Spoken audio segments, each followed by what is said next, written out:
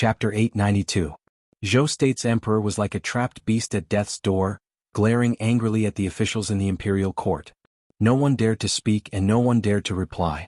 The Marquis of Jianghu walked out trembling in fear. Reporting to your majesty, this subject has already brought soldiers to the sundry goods and rice shops to investigate, and discovered that the people and things in these shops have all been emptied. Trash, all of you are trash. I don't believe that after offending the Yun manor, my Zhou State's imperial court has no one. Since there are no soldiers, then immediately give the order to entrust the hunters to transport resources from other cities into the city.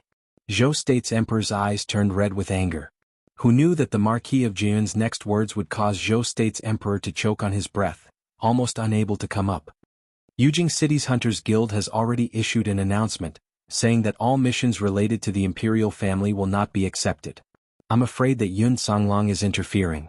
The Marquis of Jianghu's sweat continuously flowed down. Not only that, the medical halls in the city have also been cut off from the supply of medicinal herbs. I'm afraid that Yun Manor is also interfering. The doctor of the Imperial Hospital stepped forward, his head also covered in cold sweat. Currently within Yujing City, the voices of the people were all filled with complaints, complaining that Zhou State's emperor was acting arbitrarily, forcing everyone in Yujing City to betray him. The rebellion of the Great Zhou dynasty was not a big deal, but the effect was fatal. All of this was what Yi Baiming, who was somewhere far away in Zhou State, had hoped for. Jade Fall Valley, the former headquarters of the Bloody Hand Trench. Outside the valley, poisonous purple smoke lingered, and within the valley the setting sun was like blood. Ever since the Bloody Hand Trench was slaughtered, no one in Grand Emperor City cared about this valley. Within the valley the scenery was as usual, but if one looked carefully, they would discover that both inside and outside the valley were densely packed with hidden sentries. Several mansions and single-story houses that had just been renovated stood under the setting sun. As they walked closer, they heard the shouts of martial artists training. Even though Wuxia Limitless School had encountered the most serious crisis in the hundreds of years since it was established, the school's daily morning, afternoon, and evening practice continued in an orderly manner. Other than the martial artists of Wuxia Limitless School, there were close to 1,000 northern underworld devil martial artists who were also hiding in Jade Fall Valley. The Emperor of Zhou State and He Linlin searched for Yi Baiming all over the continent, but they didn't know that as early as several years ago, Yi Baiming had found an excellent hiding place for himself. Back then, for the sake of Yun Sheng, Yi Baiming slaughtered all the assassins of the Bloody Hand Tycoon in one night. He unintentionally discovered that Jade Fall Valley was an extremely good place to hide. Even compared to Taiyuan Mountain, it was not inferior at all. The terrain here was vast and open, and the surrounding area was shrouded in poisonous fog. As long as he set up a few large-scale magic arrays in the valley, he would be able to obstruct the enemy and hide himself. After Yi Baiming made his decision, he immediately deployed manpower. After several years of construction and the cooperation of the Everlasting Chamber of Commerce, Jade Fall Valley was completed. Ever since that day when Yi Baiming and Yi Qingtian broke off their relationship, Yi Baiming decided to leave Jade Capital. When he sent out that letter, Yi Baiming had already guessed that his letter would be made public. Other than clarifying the matter of him divorcing before marriage and expressing his feelings to the little wild cat, the other reason he wrote that letter was to borrow the power of the Yun residence. Everyone thought that Yun Ba had retired and the Yun residence's influence was no longer there. However, Yi Baiming thought that the Yun residence was just a sleeping tiger. As he expected, the father and son of the Yun residence had given him a lot of help during the chaos in Jade Capital this time. Although this letter made the entire continent think that he, Yi Baiming, was a muddle-headed person who lusted after women and didn't care about the country. However, since he dared to write a letter, he dared to face the world's public opinion. He wanted to tell Yun Sheng, tell the Yun residents, tell He Linlin, and tell the Black Qilin race that he wanted to marry Yun Sheng. No matter if it was his father in name, the Emperor of Zhou State, or his true blood relative, the Black Qilin race patriarch He Yao couldn't stop him. Unlike Du Guxiu, Yi Baiming didn't feel any kinship with the Black Qilin race patriarch. Yi Baiming hated He Yao and he also hated the Emperor of Zhou State. It was the two men's power struggle that caused him and his mother to fall into a whirlpool that was worse than death. Empress Li's early death left Yi Baiming with endless pain and coldness.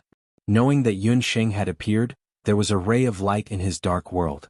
Whether it was the boundless continent or the eight desolates continent, whether it was humans or beasts, what did it have to do with him? What did he have to fear? No matter how beautiful the world was, if there was no one to accompany him, what joy would there be? It was also because of this that Yi Baiming wrote those words and decisively cut ties with Yi Qingtian. When Qi Tian left, he entrusted Yi Baiming to look after Wushuan Limitless School. Now that he was leaving, he couldn't forget about his junior brothers and sisters. He didn't expect that the moment Yi Baiming appeared, everyone in the martial arts hall was waiting for him. Senior brother Yi, you defeated that witch He Lin Lin, so you are our new curator. Wherever you go, we will go. Lei Hu and the other inter-sect martial practitioners said in unison. Senior brother Yi, the emperor of Zhou state, intended to control the martial arts hall and humiliated senior sister Yun. Back then, it was because of senior sister Yun that the disciples of the outer hall could have their current cultivation. We are also willing to follow you. While Yi Baiming was moved, he decided to bring the martial practitioners of Wushuan Limitless School and use the magic array to leave the Jade Capital. It was also at that time that the martial practitioners of Wushuan Limitless School found out that the senior brother Yi they respected was actually a powerful magician. From drawing the magic array to using the Limitless Trade Union's power to the crisis in the Jade Capital, Yi Baiming did everything step by step in an orderly manner. In the eyes of the outside world, Zhou State's North Nether King's rebellion this time was all bark and no bite. There were no rebellions in the various places, nor were there any military uprisings. This made the other countries that wanted to take advantage of the situation a little depressed. Qingbai and the rest were also a little confused. With Yi Baiming's strength, it was more than enough for him to kill his way to the Jade Capital.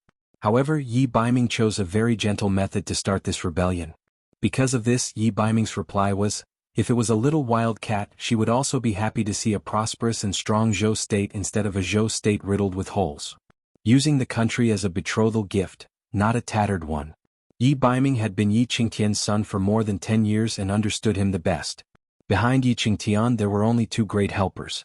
Back then Yi Qingtian was able to become the emperor of Zhou state because of the Black Qilin clan and the Hunters Guild. Because of Yun Sanglong, the Hunters Guild had already become strangers with Yi Qingtian.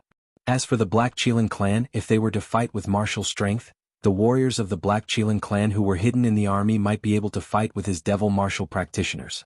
However, if he were to strangle the Zhou state's emperor economically and force the citizens to revolt, Yi Qingtian and the Black Qilin clan would be helpless. Things were just as Yi Baiming had predicted.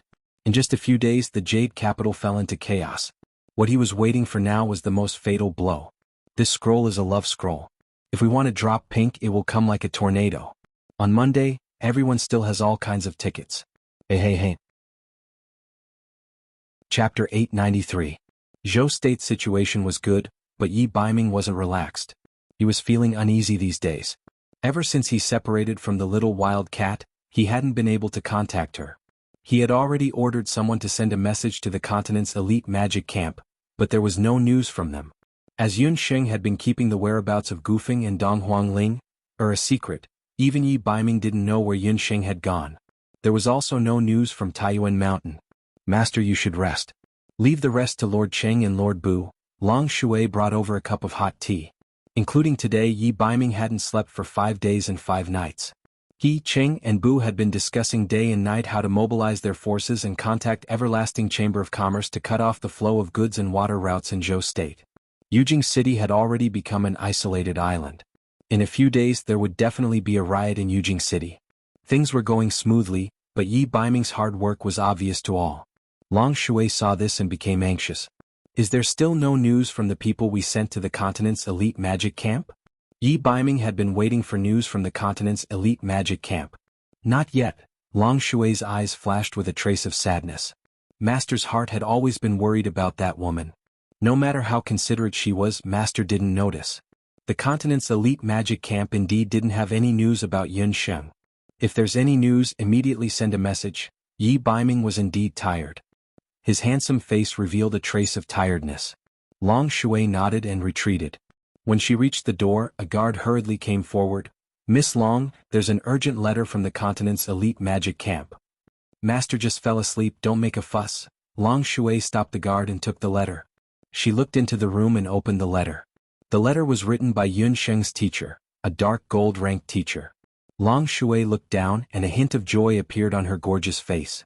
She quickly reined in her joy. I'll accept the letter and hand it over to Master later. Master has a lot of things to do these few days, so don't disturb Master if you have nothing to do. After the guard left, Long Shui took another look at the letter. The heavens are really helping me. I didn't expect Yun Sheng to marry Du Guxiu. The letter was sent by the continent's magic elite camp. It was written by Yun Sheng's mentor, Dark Gold. The letter clearly stated that many days ago, Yun Sheng had been forcefully brought back to later Qin by Du Guxiu under the name of Dong Huang Sheng. She was to be married to Du Guxiu. The meaning of the Dark Gold rank teacher's words was for Yi Baiming to hurry back to the continent's magic elite camp and find a way to infiltrate later Qin to rescue Yun Sheng. Because of that, Yun Sheng master has a bad reputation as a traitor. But she's doing well. She became a princess and even hooked up with the crown prince of later Qin. Long Shui looked at the letter and thought of Yi Baiming's tired face. She would never hand this letter over to master. Her master was born to rule the world and stand at the top of the world. She had served master for so many years and watched him painstakingly manage things from a lowly prince who had lost his power to an all-powerful figure. That Yun Sheng didn't know the hardships involved. All these years she was the one who had accompanied master all the way. It was her, like a sister and a servant, like a lover. She had watched master grow from a thin and weak youth to the current iron-blooded prince. Who does that Yun Sheng think she is? What right does she have to become master's woman and stand at the top of the continent with master? Master had finally broken ties with the Zhou state's emperor and started a rebellion. He was about to ascend to the throne of the Zhou state's emperor step by step. At such a crucial moment, how could master destroy all of his hard-earned achievements for a woman? Although she was furious, Long Shui understood that once Master Yi Baiming saw this letter, he would definitely rush to later Qin without caring about anything else. Later Qin was a place filled with tigers and wolves. Later Qin's crown prince, Du Guxiu, saw master as a huge threat.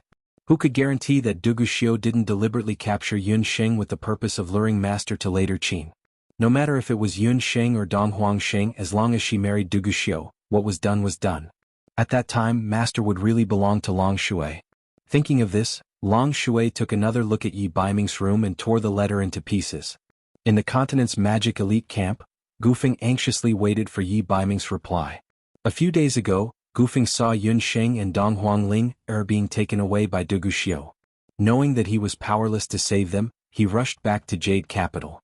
Who would have thought that after he rushed to Jade Capital, he would find out that within a month, many changes had happened in Jade Capital. From North Nether King divorcing his fiancée to Yi Baiming's words of marrying a wife, that shocked the entire continent. What was worse was that North Nether King's whereabouts were unknown. In his anxiety, Gufeng went to the Hunters Guild, Wushuan Limitless Mansion and Ci Entong. However, he didn't find any news of North Nether King or Yun residents. Gufeng was a blockhead. He didn't even think about the current situation. Without credible evidence, who would believe his words so easily? Gufeng, who was like a headless fly, had no choice but to return to the continent's magic elite camp and tell the Dark Gold rank teacher and abandon what had happened. Only then did Abandon and the Dark Gold rank teacher know that Yun Sheng had done such a daring thing behind their backs. Fortunately, the Dark Gold rank teacher was angry. She immediately contacted the warriors' elite camp and finally found out about Yi Baiming with the help of the Ghost Prison's Great Elder. The Dark Gold rank teacher personally wrote a letter and sent the news of Yun Sheng being trapped in the eastern capital to Jade Valley. However, after the letter was sent out for a few days, there was still no news. Dark Gold rank teacher, it's already the third day. Why is there still no news from Jade Valley? I'm about to die from anxiety. If this goes on, Yun Sheng will be forced to marry Du Guxiu. Gufeng waited for a few days but there was no news at all. He was very anxious. We can't wait any longer. Let's hurry to later Qin and think of a way to save them. Abandon was also impatient. She is right. Since when have our magic elite camp's disciples ever needed the warrior elite camp's people to rescue them after being kidnapped? Aren't you afraid that your teeth will fall out if word gets out? Master Shi Huang laughed sinisterly at the side. That's right. Dark Gold rank teacher Yun Sheng and Ling are important members of the elite camp. As long as we tell this news to the elite camp, I believe the elders will agree to send people with us. After Blue heard the news, she also expressed her willingness to go to later Qin to save Yun Sheng and Dong Huangling. This matter can only rely on the few of us.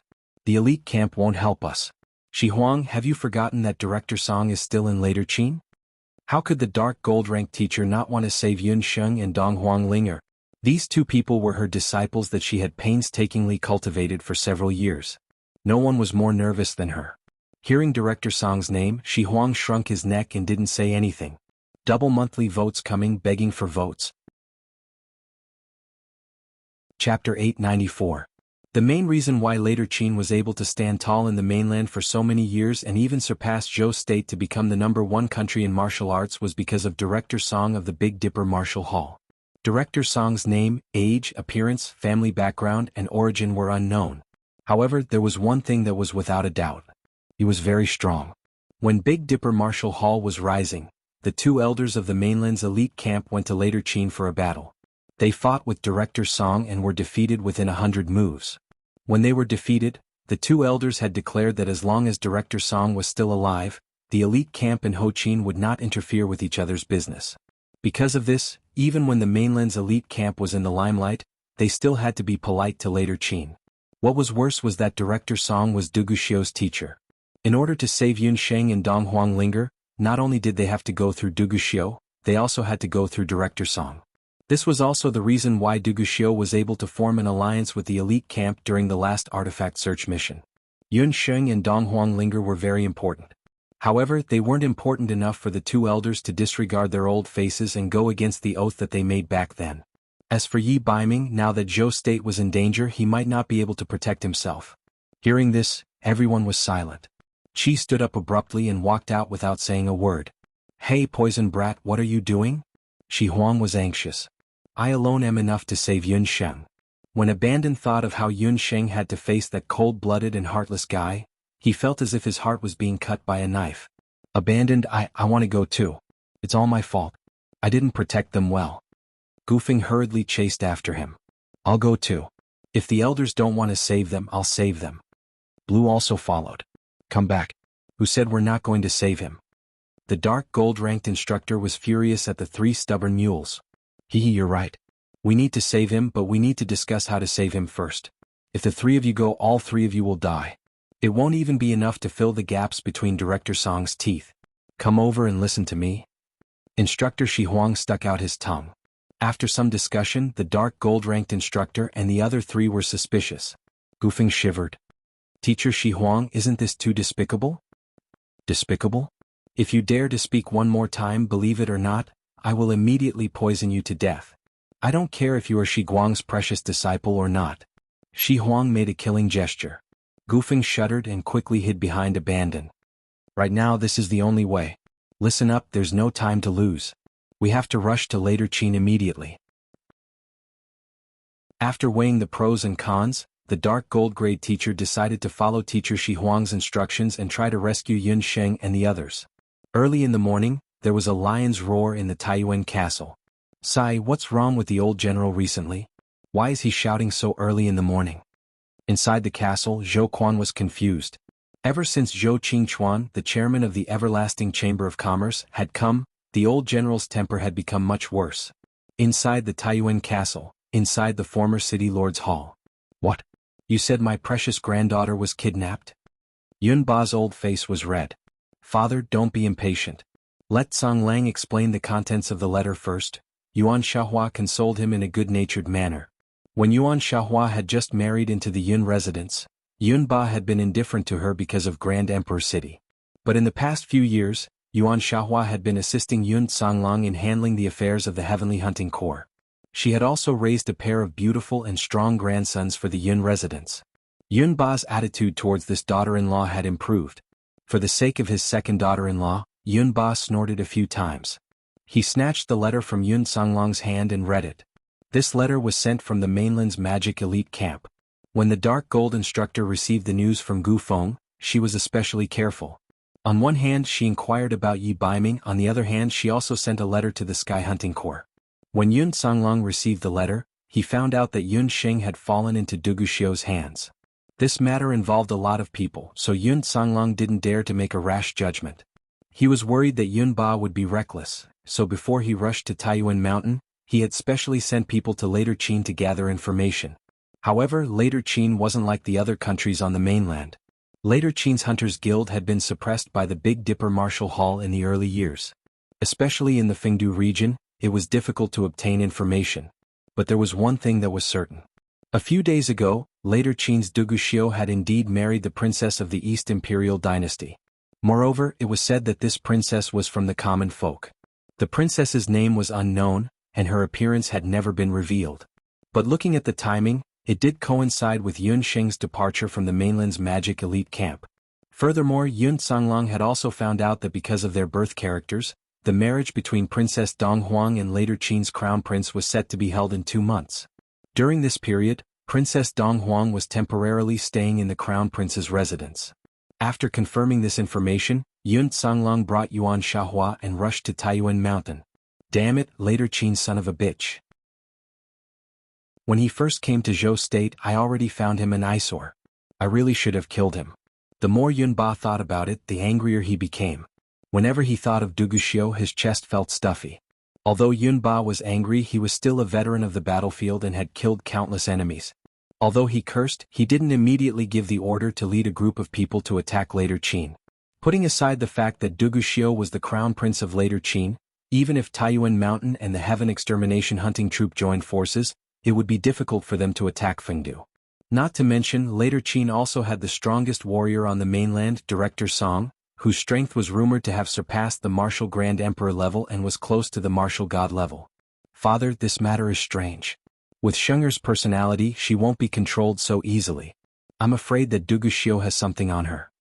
After receiving the news, the first thing that came to Yun Songlong's mind was that with Yun Sheng's intelligence, she wouldn't have been forced into a marriage. That's right. We must investigate this matter thoroughly. I'll think of a way to contact some of my old subordinates and create some trouble for later Qin's borders. It would be best if we could lure Duguxiu out and think of a way to capture him. Yun Ba thought of a plan. This Duguxiu was really blind. How could he marry his own granddaughter just because he wanted to? Without a groom, he wanted to see how later Qin would get married. Then I'll think of a way to sneak into Fengdu's imperial palace and rescue Sheng'er. Yun Songlong and Yuan Shahua exchanged glances. Although the latter was somewhat worried, she also felt that Yun Ba's plan was feasible. Yun Sheng was too important to the Yun residents. If not for the fact that Yuan Shahua still had to take care of the 2 children, she would also want to sneak into Jianghu to investigate. No, you won't be able to do it alone. You'll need to bring a helper. His opponent was Director Song, so Yun Ba had no choice but to think carefully. Chapter 895. Yun Ba was very pleased with Yun Songlong and his wife's sense of righteousness. The Yun residence had been sparsely populated these past few years, but the 2 brothers were still very affectionate. After Yun Ba moved to Taiyuan Mountain, Yun Songxue and his wife also moved to Taiyuan. Even their grandson, Tang Yu, had become Qitian's disciple again and studied in Taiyuan Castle. They had thought that the family would be able to live harmoniously from now on. Who knew that something like this would happen to Yun Sheng? Yun Sheng was very important, but she was still his flesh. Yun Songlong was already a husband and a father. It would be very dangerous for him to sneak into the Imperial Granary Palace alone to rescue Yun Sheng. Later Qin Duguxiu was known as the Blood Wall of the Wuji 5 Walls. He had become famous at a young age and was known for his quick-wittedness and iron-bloodedness on the battlefield. Even if he left Jianghu, he would definitely invite his teacher, Director Song, to oversee the palace. Under such circumstances, Yun Songlong, who was only a martial sage, would definitely not be a match for him. Is there any news of your elder brother? Yun Ba asked in a muffled voice. His eldest son Yun Songhai had always been a sore point. He had left home for many years and left after their reunion a few years ago. No one knew where he was. If Yun Songhai was also here, the 2 brothers would have a much higher chance of winning. There is still no news of elder brother. Yun Songlong shook his head. Ever since they had parted in Yujing City, he had not heard any news of his elder brother, Yun Songhai. Yun Ba pondered deeply as if he had made a great decision. Go find Yi Baiming. You go with him to rescue Sheng. Father? Yun Songlong was very surprised. The grudge between the Yun residents and Zhou State was deeply rooted. Although Yi Baiming had used Zhou Qingchuan as a mediator to clear the marriage agreement, he was still the son of Zhou State's emperor. Yun Songlong had thought that with Yun Ba's stubborn temper, he would never forgive Yi Baiming. I'll give that brat a chance. I'll let him know that it's not so easy to marry my granddaughter. If he can save Sheng'er this time, I'll acknowledge him as my grandson-in-law. Otherwise I'll kick him out. Yun Ba snorted. Yun Ba would never admit that he was moved by Yi Baiming's letter. He would never admit that he admired Yi Baiming's method of forcing Zhou State's emperor to abdicate without moving a single soldier in the past few days. The North Nether King's cultivation is not bad. If he joins forces with the Blue Waves, there is still a chance to save Yun Sheng. There's no time to lose. Song Lang, go find Dark North King immediately. Yuan Xiaohua agreed with Yun Ba's point of view. As Yuan Bupo's elder sister, she really hoped that her younger brother could help at a time like this and take the opportunity to win over the beauty. However, she had to admit that the only person on the boundless continent who could barely compete with Director Song was the North Nether King of Zhou State. Yun Songlong and Yuan Xiaohua immediately left Taiyuan Mountain to inquire about Yi Baiming's whereabouts. Yun Ba stood alone on Taiyuan Mountain. His gaze was complicated as he looked at the boundless sea of clouds in the direction of Zhou State. He muttered, "Your Majesty, before you died, you entrusted the future of Zhou State to me. Now I'm entrusting my granddaughter to your grandson. Your spirit in heaven must bless my Zhou State and our common descendant." After the Azalea banquet, Yun Sheng had a few days of comfort. The womenfolk of the Crown Prince's residence did not dare to cause trouble again. After all, young Mistress Qing was their lesson. Duguxiu also became busy. It was said that there were several riots at the borders of later Qin. This was not a common occurrence in later Qin. Yun Sheng, the future crown princess, was able to enjoy peace and quiet because of this. She finally found an opportunity to look for Hu Sheng. That day, after entering Qinya building, Yun Sheng spent 100 gold coins to ask the shop owner to help Hu Sheng find a hidden residence in the city. Usually the shop owner would send food to Hu Sheng. She never left the house. In addition, Qing Meng had just been defeated. Therefore, no one in the city was looking for Hu Sheng. Yun Sheng and Dong Huanglinger found an opportunity to sneak out of the Crown Prince's residence and look for Hu Sheng while Duguxiu went to discuss government affairs. That day, after seeing Yun Sheng's appearance, Hu Sheng's expression was one of astonishment. However, on that day, as they were busy avoiding Qing Meng, the two of them did not have the chance to talk. "Thank you, benefactor." When Hu Sheng saw Yun Sheng, he quickly went up to her and expressed his gratitude. Looking at Hu Sheng, Yun Sheng felt as if she was looking into a mirror. Especially when this woman looked so delicate and pitiful, Yun Sheng felt very uncomfortable. "You're welcome. Miss, I want to ask you, do you know a woman called Hu Jiuxing?" Yun Sheng roughly knew Hu Sheng's background. Right now, what she wanted to confirm the most was whether or not Hu Jiuxing was related to Hu Sheng. "I don't know her." Hu Sheng was very timid and replied with a bit of reverence in her pitch-black eyes. Although she looked exactly the same as Yun Sheng, the woman in front of her was very powerful.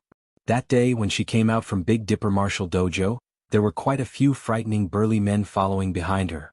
However, this woman, without even lifting a finger, took care of those people. "Then how did you come here? Do you have any way to go back?" Looking at Hu Sheng's appearance, Yun Sheng knew that Hu Sheng didn't know anything. "I don't know. I also don't know how I came here.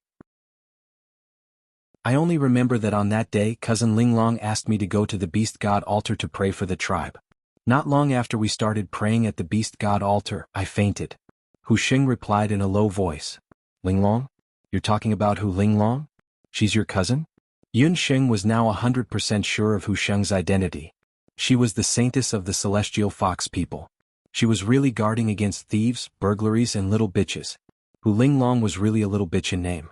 The dignified saintess of the celestial fox tribe was secretly transported to the boundless continent and almost sold to Qing Meng as his 109th concubine. If there wasn't a collaboration between the inside and the outside, this matter would definitely not have succeeded. Her useless cousin saintess who didn't know anything went missing. Hu Linglong could replace her and become the new celestial fox saintess. Not only that, that so-called beast god altar should also be involved in this matter. If the celestial fox people's saintess was discovered to have been violated by the human race, it would be the best excuse for the 8 Desolates tribe to attack the boundless continent.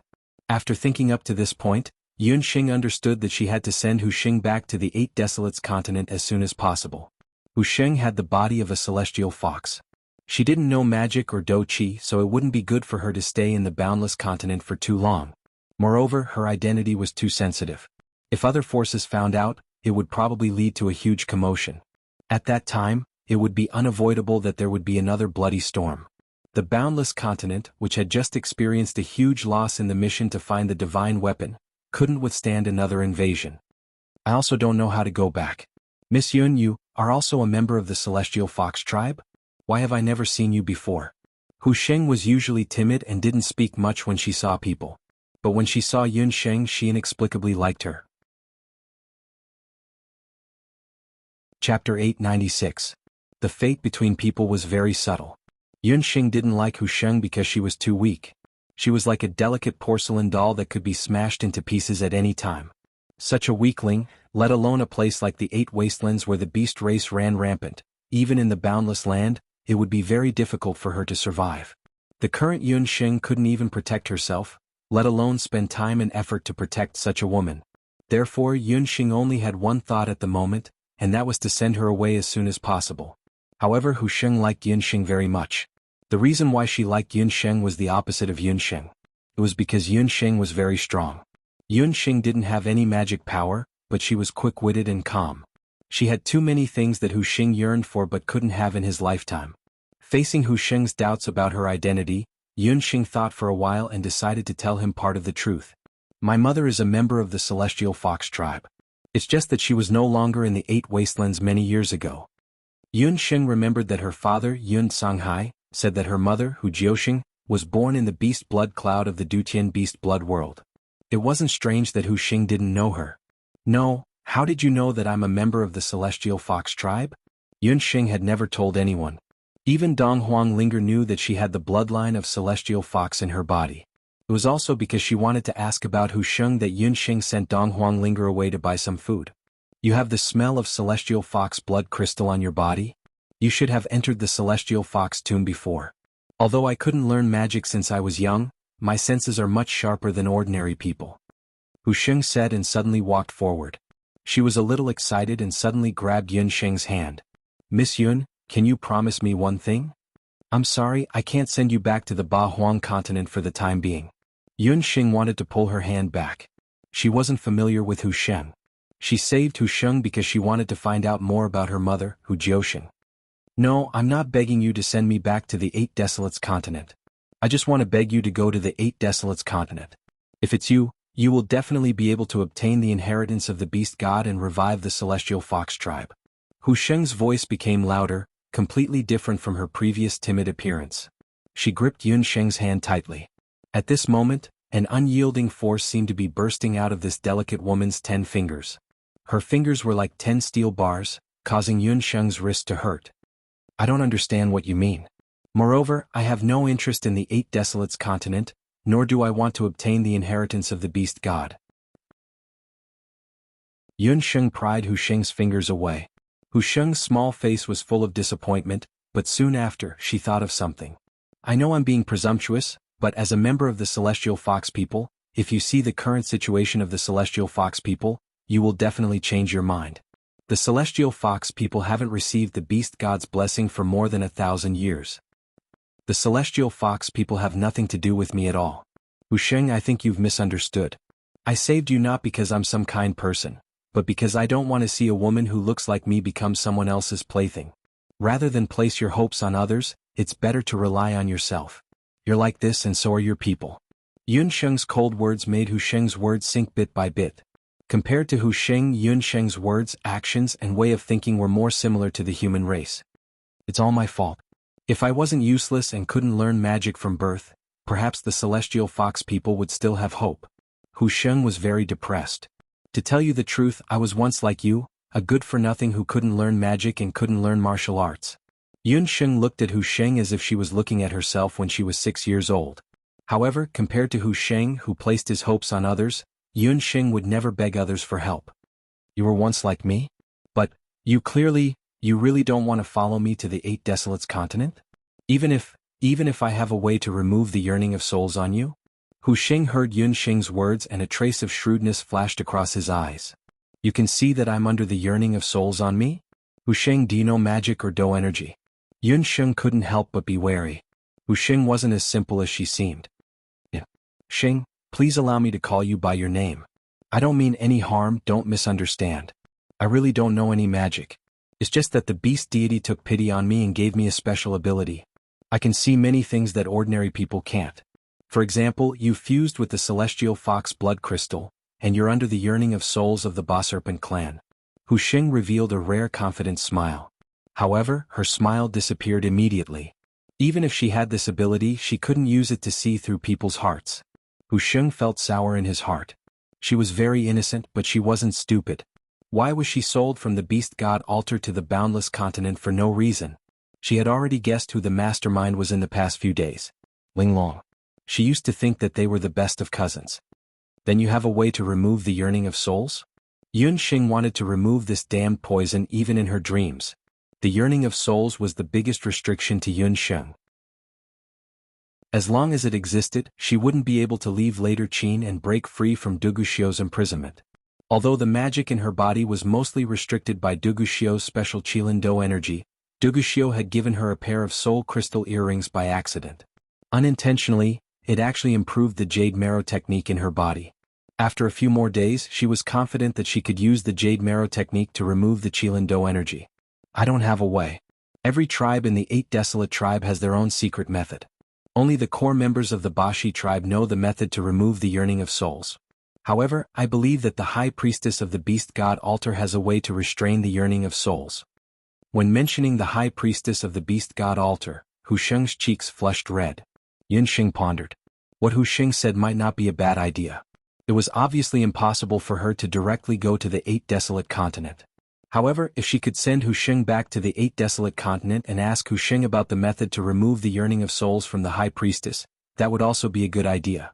As for how to send Hu Sheng back, she could try to get some information from Madame Qi Bai. I won't go to the 8 Desolate continent.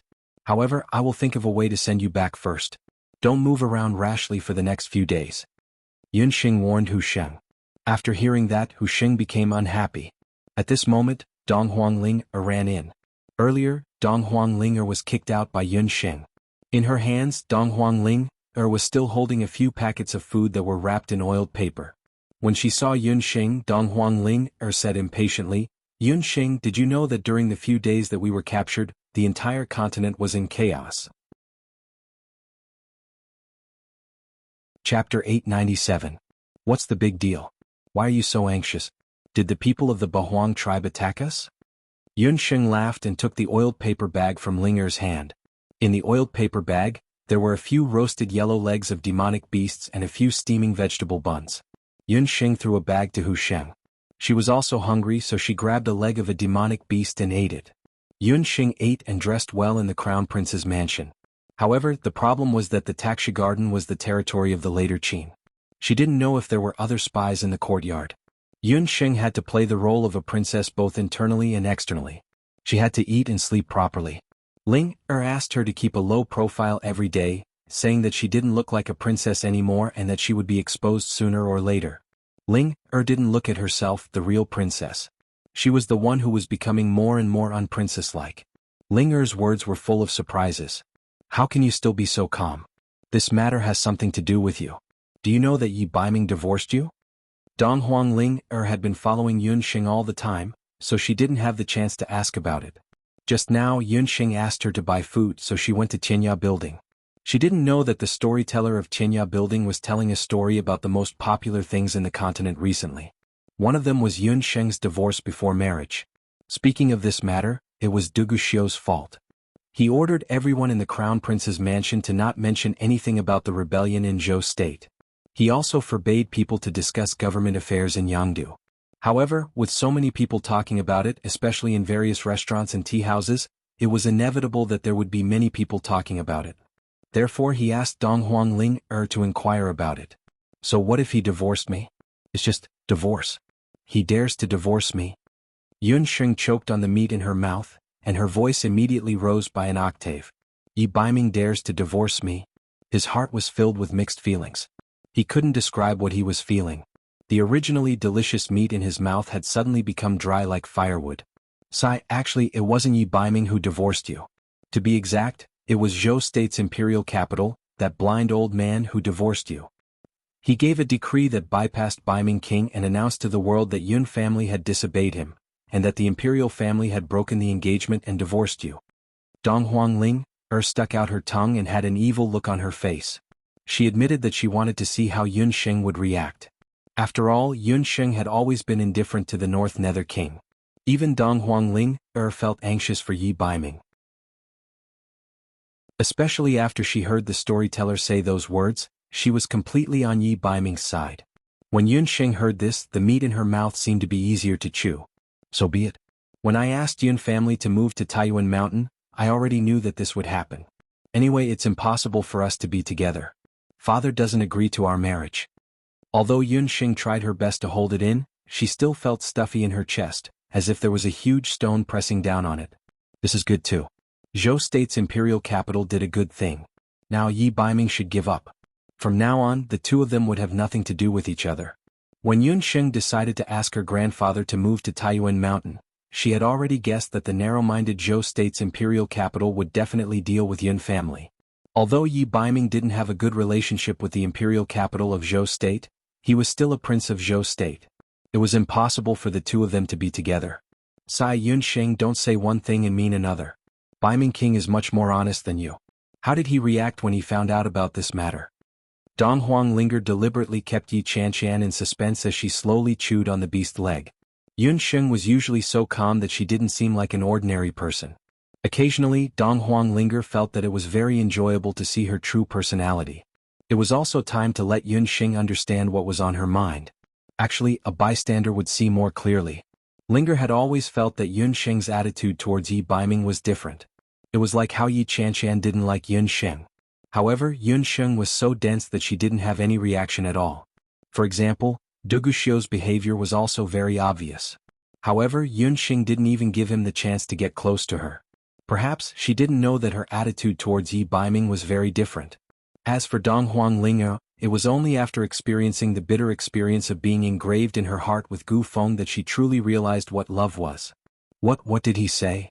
Yun Xing wanted to know, but at the same time she didn't want to know. However, in the end she still couldn't hold herself back and blurted out. Actually, she had once complained about Yi Qianqian in her heart. Usually, Yi Qianqian would always be one step ahead of others in everything. However, this time she had been kidnapped by Duguxiu to Ladder Qin for more than half a month, and there was no news from him at all. Furthermore, Duguxiu had said earlier that Yun Xing was worried about Yi Baiming's safety. Sigh, if only Gufeng could be like him, we wouldn't be trapped here. Yi Baiming only said a few words. With the country as the betrothal gift, I swear to marry Yun Xing. He rebelled, and right now Zhou State is looking for him. Dong Huanglinger also felt bitter in her heart. She suddenly felt somewhat envious of Yun Xing. However, only a woman like Yi Baiming would be worthy of Yi Baiming's infatuation. With the country as the betrothal gift, he swore to marry Yun Xing. The corner of Yun Xing's mouth couldn't help but curl up. Although she didn't drink a single drop of wine, her face was already flushed red. At that moment she felt warmth in her heart, as if something was breaking out from the ground. Yun Xing, if Yi Baiming really becomes the emperor of Zhou State, will you marry him? Dong Huanglinger also found out that Zhou State's current situation wasn't good. Yujing's situation was precarious, and Zhou State's emperor probably wouldn't be able to hold on for much longer. Right now it's not the time to talk about this. I want to send Hu Xing back to 8 Desolates Continent first. Yun Xing was annoyed by Dong Huanglinger's questions.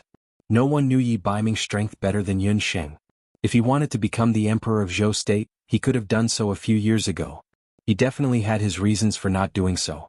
This time, for the sake of breaking off the engagement, Dong Huanglinger rebelled prematurely. This would definitely spoil his plan. Zhou State's royal family wasn't as easy to defeat as Dong Huanglinger thought.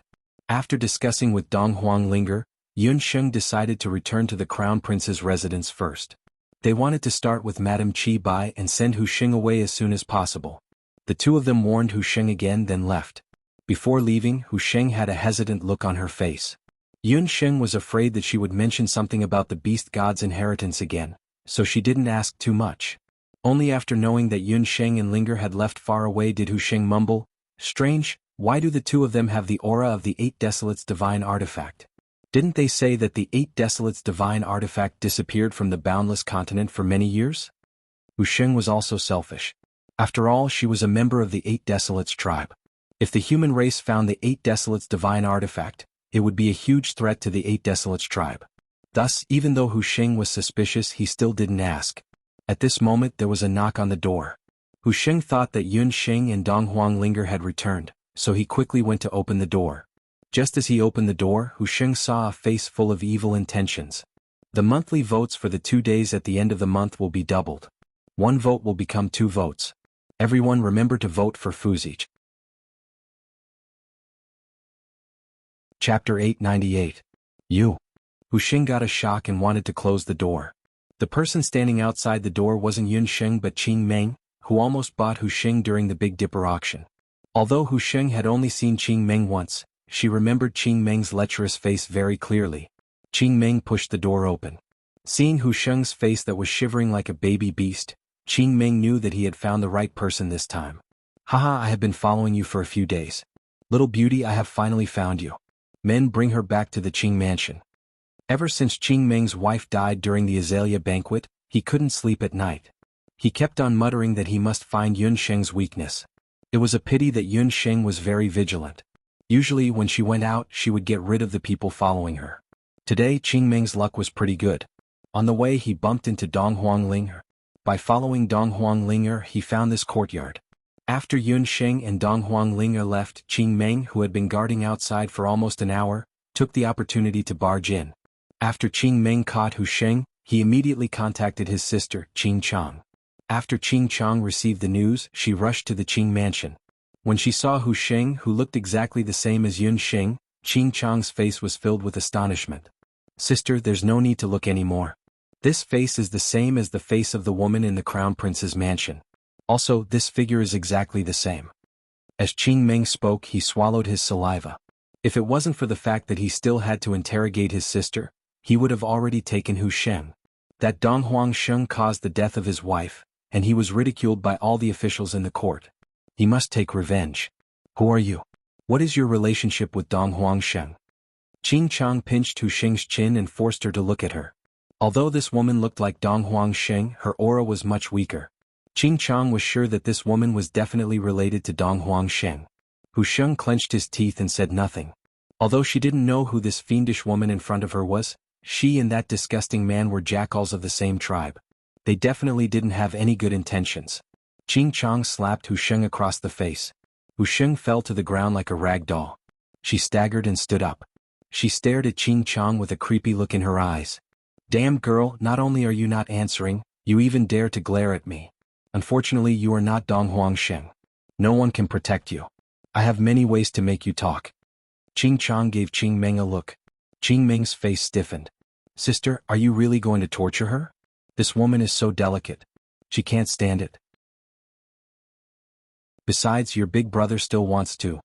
Qing Meng really couldn't bear to torture this little beauty until she was unrecognizable. At a time like this, you still have tender feelings for the fairer sex? Do you want the Qing mansion to fall? Do you want me, your younger sister, to be trampled on for the rest of my life? Qing Chang shouted. All right. Qing Meng didn't have any other choice. He ordered his men to bring the torture equipment. Hu Sheng looked at the torture equipment. Her eyes darkened, but there wasn't a trace of fear in them. Qing Chang didn't expect that this delicate-looking woman would actually be so tight-lipped. An entire afternoon passed. Qing Chang used more than 10 torture equipment. She even broke a few bones, but that woman still didn't say anything. Furthermore, during the entire process of torture, that woman just stared at Qing Chang. Her gaze was very calm. At that moment, Qing Chang felt as if she had met Dong Huangsheng. That day during the Azalea banquet, when Dong Huangsheng shot the last arrow, her gaze was very similar to that woman's. These two definitely had some relationship. Qing Chang didn't get any results from her interrogation. She just asked her big brother to lock up that woman first. She then returned to the Crown Prince's mansion to see if she could get some clues from Dong Huangsheng. The moment she entered Feather Palace, she saw her personal maid, Lan Ying, waiting at the entrance. It turned out that Du Guxiu suddenly summoned everyone to the front hall. When Qing Chang rushed over, other than Yun Sheng, everyone else was already waiting there. Du Guxiu patiently waited for a while, and only then did Yun Sheng arrive. Dong Huangsheng, how dare you make so many of us wait for you? Qing Chang said angrily. Enough. I will be leaving for Dongchuan tomorrow morning. Before I leave, I don't want to see anyone causing trouble. Du Guxiu's eyes darkened as he warned Qing Chang. Upon hearing that Du Guxiu was leaving, the expressions of the women present were all different. Yun Sheng was first overjoyed. But soon after she thought of a problem. If Du Guxiu left, what would happen to her yearning in dreams? That thing couldn't be left far away from Du Guxiu for too long. The other three women, on the other hand, had worried looks on their faces. Crown Prince, why are you going to Dongchuan? Are you going to go to war again? Actually, before Dong Huangsheng entered the mansion, Du Guxiu was always outside. In a year he would be outside for 8 to 9 months. However, in recent years later Qin became stronger, and the time that Du Guxiu went to war slowed down. This time he was going to Dongchuan too suddenly. Duguxiu did not answer. He only glanced at Yun Xing coldly, hoping to find a little bit of reluctance on her face that made people love and hate her. Unfortunately, not to mention reluctance, Yun Xing didn't even look at him. Duguxiu felt that it was unfair. It was one thing for this woman to be late, but she was also late. Everyone was very nervous. Only Yun Xing didn't seem to care about Duguxiu at all. Would it kill you to pretend for a while? Duguxiu couldn't take it anymore. Princess, I'm going to go to war. Don't you have anything to say? Crown Prince, are you going to bring me along? Yun Xing asked with difficulty. After Yun Xing asked this, other than Qi Bai, the other two women exploded. Donghuang Sheng, are you shameless? The Crown Prince is going to war. Why would he bring a woman along? Later Qin isn't so weak that I need a woman to go to war. Moreover, even if you want to bring someone along, you have to bring me along. Qin Chang pointed at Yun Sheng and scolded. That's right. You don't know anything. If you go to war, you will kill the Crown Prince. In my opinion, the Crown Prince should bring me along. The terrain of Dongchuan is very rugged, and it is very suitable for magic battles. Li Huali didn't want to be outdone. Enough, are you ignoring this prince's words? Duguxiu impatiently waved his hand. He was really despicable. Did he really think that Yun Sheng would care about him? This woman's mind was filled with thoughts of how to escape from him. However, the more she wanted to escape, the more he couldn't leave her. Duguxiu still felt that there was something wrong with Dongchuan. Dongchuan had been peaceful for many years. In the past few days there was a sudden riot. An unknown force appeared and broke through the border many times. Duguxiu had sent many subordinates there, but none of them returned. The other party said that they would only release them if the Crown Prince of later Qin went there personally. This matter was obviously a trap. However, for the sake of the army's morale, Duguxiu still had to go there personally. He also wanted to bring Yun Sheng there. He was really worried about leaving this woman alone in the Crown Prince's residence. Chapter 899. Actually, even Duguxiu himself didn't know if he was more worried about Yun Sheng's safety, or if he was more concerned about the safety of the Crown Prince's residence. However, even if Duguxiu really wanted to bring Yun Sheng to Dongchuan, he couldn't really do it. There were a lot of opinions in the imperial court, and there was indeed no precedent of bringing a woman to the battlefield in the later Qin dynasty. Later, go to Qi Bai's place to get the medicine. Remember, before this Crown Prince returns, you better be obedient. Otherwise, be careful of Dong Huanglinger's life. With a gloomy face, Duguxiu whispered into Yun Sheng's ear. Duguxiu's words could only be heard by Yun Sheng. His words were ice cold, but in the eyes of others, they were like the words of a lover, very affectionate. When the women at the side saw this, they were all extremely jealous.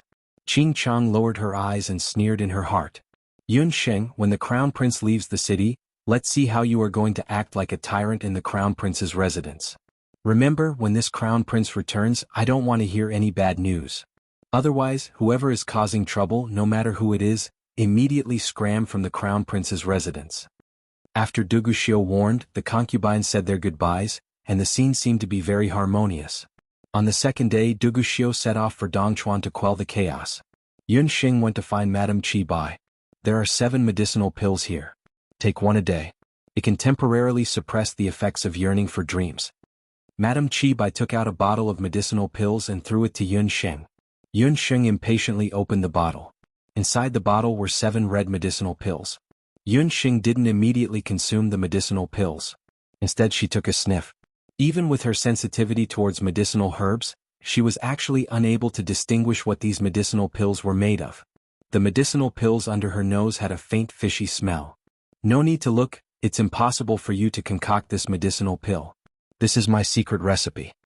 Madame Qi Bai coldly sneered. Since Duguxiu wasn't here, there was no need for her to pretend to be friendly with Yun Sheng. Looking at the bottle of pills, Madame Qi Bai felt as if her heart was being pierced by needles. She was the only one who knew that those 7 medicinal pills were no ordinary medicinal pills. They had been refined by Duguxiu using his own blood. Those medicinal pills could allow Yun Xing to temporarily avoid the pain of leaving Duguxiu. For these pills, Duguxiu had personally extracted blood. However, after 7 days, if Duguxiu did not return, the soul yearning and dream encirclement in Yun Sheng's body would act up.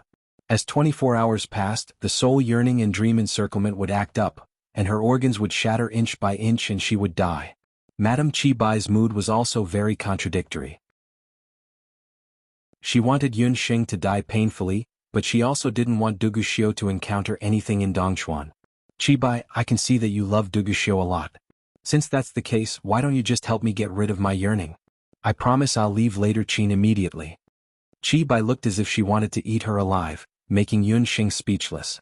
If she were to meet a woman who was pestering Night Fox, she would definitely tell that woman to scram as far away as possible. No, wait, why should I care about Night Fox? Yun Xing was shocked by this random thought of hers. I wish I could kill you immediately. However, if I were to do that, the Crown Prince would still kill me personally. You don't have to have any ideas about me, I won't fall for it. Madame Chibai also knew that Yun Xing was very cunning. Thus, she didn't want to talk too much with Yun Xing and immediately asked her to leave. Before Yun Xing could find a chance to ask about the method to return to 8 Desolates Continent, she was already chased out. After returning to Stepping Snow Garden, Dong Huanglinger had just finished meditating. For the past few days, Yun Xing was trying to use the soul-healing divine needle to help Dong Huanglinger unblock her meridians. Dong Huanglinger's damaged magic soul was also gradually recovering. However, all of these were done behind Duguxiu's back.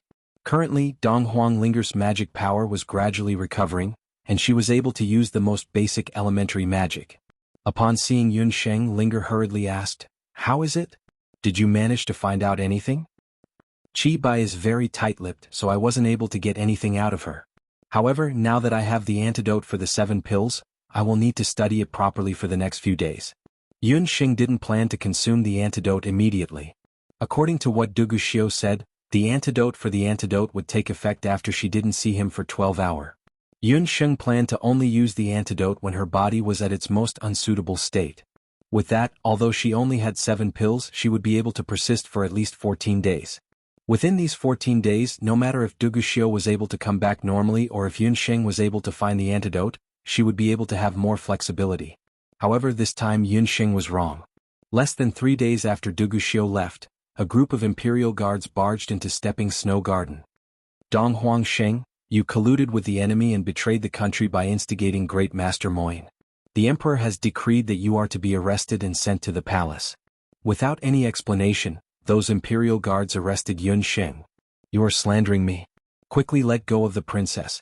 Dong Huanglinger was anxious and wanted to resist. However, Yun Xing shook her head and stopped her. Sure enough, Great Master Moyin's matter was discovered. When Yun Xing secretly persuaded Great Master Moyin to leave later Qin, she had already expected that she might be discovered. However, she didn't expect that it would come so soon. What is going on? Qi Bai, Li Huali, and the others also rushed over after hearing the commotion. The Crown Prince had just left, and there were already people who came to arrest him. This was too much of a coincidence. Great Master Moyin disappeared. Someone can confirm that before Great Master Moyin disappeared, he saw Dong Huangxing. Qing Chang and Qing Meng swaggered over. Seeing that Yun Xing was tied up by the Imperial Guards, the two siblings were gloating. Earlier, they had secretly arrested Hu Sheng and wanted to get some information from Hu Sheng that would be unfavorable to Dong Huangxing. However, they didn't expect that Hu Sheng wouldn't say a word even though he was tortured beyond recognition. Because of this, Qing Chang was furious. In order to appease his sister's anger and save the little beauty Hu Sheng's life, Qing Meng went to the palace to beg Qing Empress for help. He wanted Qing Empress to order a good bow from Great Master Moyin. Qing Meng looked around and found that Moyin had disappeared.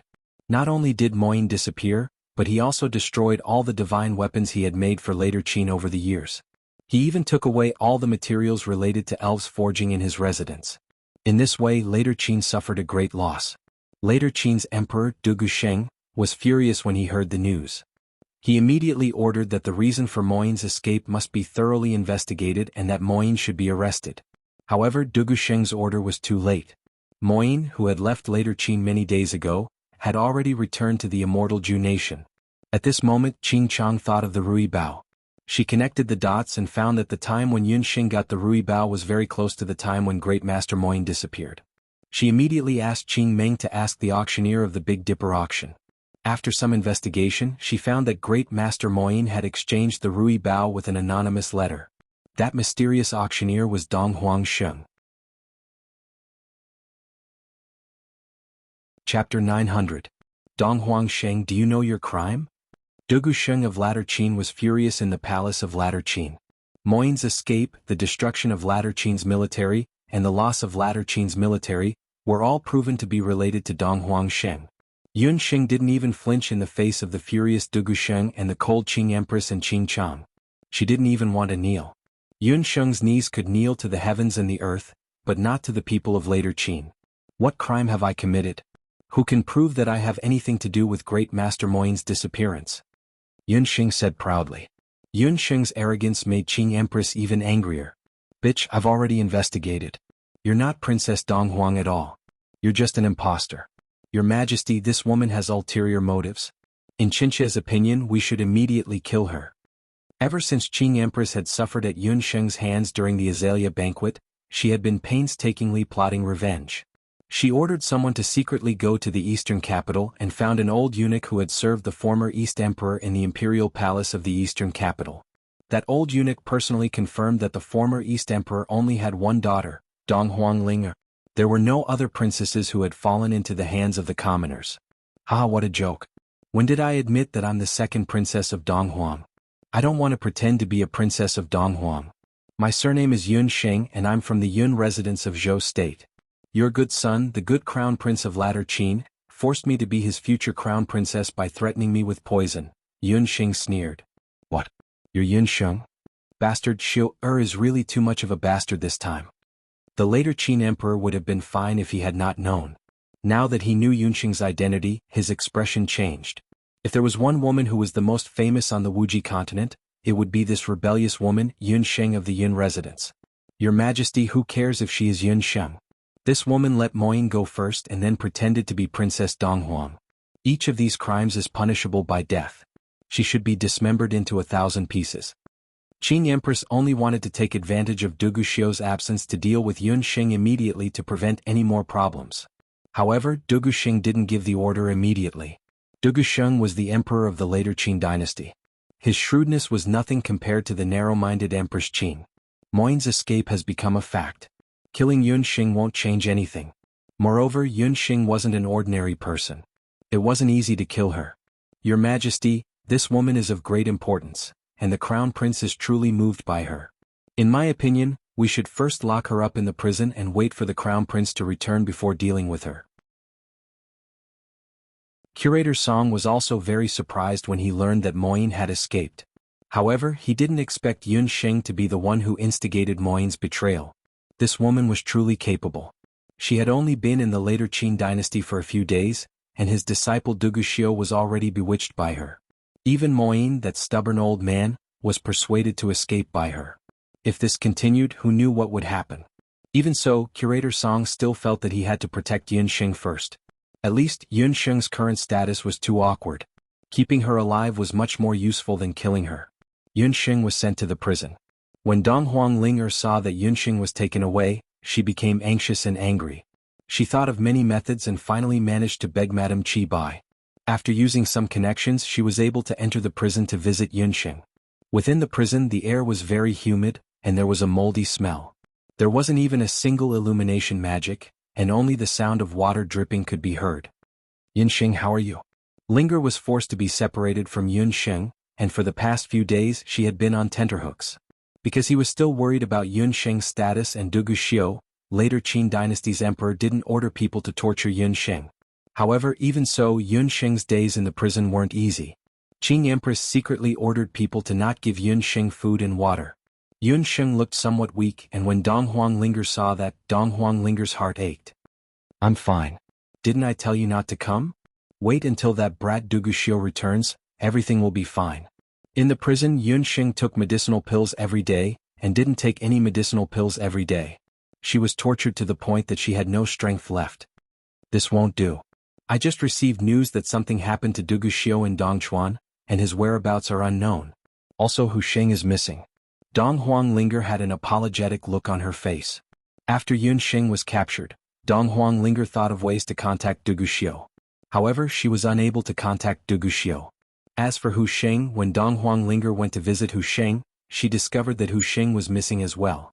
Dong Huanglinger heard from the nearby residents that a few days ago, Hu Sheng was taken away by a group of fierce-looking guards. Hu Sheng was captured and Du Guxiu's whereabouts were unknown? Misfortunes never come singly. Yun Sheng spat on the ground. Hu Sheng being captured was definitely related to the Qing siblings or Hu Linglong. As for Duguxiu, he definitely didn't die. Because of Duguxiu, if Duguxiu really died, the first person to suffer would be her. It's just that this brat got into trouble at such a crucial moment. If he were to return 10 days later than half a month later, even if Qing Empress didn't think of ways to torture her to death, she would still be tortured to death by Duguxiu. Although Dong Huanglinger was feeling anxious, in order to not let Dong Huanglinger worry, Yun Sheng persuaded Dong Huanglinger to not worry about her own safety and to quickly find Hu Sheng's whereabouts. Dong Huanglinger left unwillingly. After Linger left, Yun Sheng swallowed another medicinal pill. Right now there were only 3 medicinal pills left in the medicinal bottle. Counting the pills, Dong Huanglinger would only be able to last for 6 more days. Forget it, I'll just have to give it a try this time around. I'll try to use Jade Marrow Technique and Soul Healing Divine Needle to neutralize the strange qi within my body. If my luck is good, I might be able to recover my magic power. Yun Sheng clenched her teeth and made a decision in her heart. During the past few days in the prison, Dong Huanglinger had been repeatedly trying to neutralize Duguxiu's unique qi using her family's martial technique. However, every time when she was about to neutralize Duguxiu's qi, her Jade Marrow Technique would be reflected back by Duguxiu's qi. This was the last time she would try it. Another 4 days passed by, and there was still no news about Duguxiu and Hu Sheng. Yun Sheng closed her eyes. Shen Nong's pupils were divided into 4 stages: minute subtlety, clear vision, inner sight, and divine trace. After several years, Yun Sheng Shen Nong's pupils had already reached the first stage of inner sight. Dong Huanglinger focused her thoughts, and the crude prison disappeared. Yun Sheng could clearly see her internal organs and even the fine capillaries in her body. She could even see the fighting energy flowing around her meridians and blood vessels. Duguxiu's qi was very special. The qi that was swimming around Yun Sheng's blood vessels like black hair was none other than Duguxiu's qi. Alright, I'll give it a try. I'll use Jade Marrow Technique and Dark Needle to neutralize these qi. Yun Sheng took out a hairpin that was on her head, and using the end of the hairpin as a needle, she quickly pierced a few acupuncture points on her body. The Jade Marrow Technique was like flowing water, responding to the black qi again and again. Just as Yun Sheng was about to break through, the prison door opened with a crash. Yun Sheng abruptly opened her eyes, and the qi in her body was like a raging river that overturned the sea. In an instant, it collapsed, and a wave of intense pain was transmitted from her internal organs. Yun Sheng pressed her abdomen. Oh no, the yearning in dreams was acting up again. Qing Ho and Qing Chang walked in under the escort of the guards. Someone come, grab this little slut. Qing Ho waved her hand, and several guards who were like wolves and tigers dragged Yun Sheng out of the prison cell. Chapter 901. As soon as she saw Yun Sheng, Qing Chang was like a crazy bitch. She pounced forward and was about to attack, but Qing Empress ordered someone to stop her. Qing Chang became even angrier when she saw Yun Sheng's beautiful face that didn't change color no matter what. Yun Sheng, you vicious slut. Cousin Crown Prince wholeheartedly protected you, but you actually colluded with outsiders to murder him. Speak, where did you hide, cousin? After Duguxiu arrived in Dongchuan, he fought with the rebel army several times. But this time the rebel army was no small matter. After Duguxiu fought with them for the 3rd time, he was ambushed. He and his subordinates' whereabouts were still unknown. Later Qin's army carried out a carpet search in Dongchuan, but they didn't find Duguxiu. But later Qin's army found traces of Zhou State's Yun Ba. Needless to say, this matter must have something to do with Yun Sheng. Why did grandfather go to Dongchuan? Yun Sheng's heart moved as if she suddenly understood something. Yes, it must be that grandfather and the others knew that she was captured in later Qin, so they thought of a diversion. The older the ginger, the spicier it was. Her grandfather's move was excellent. The poison in Yun Sheng's body had already flared up, and her body was in unbearable pain. In contrast, Qing Chang's insults seemed insignificant. Seeing that Yun Sheng didn't beg for mercy, nor did she show the slightest fear, Qing Chang became even more angry. She pulled out the dagger on her body, stared at Yun Sheng's still incomparably beautiful face and fiercely said, "Speak, where is cousin Crown Prince? If you don't speak, I'll cut your face a few times.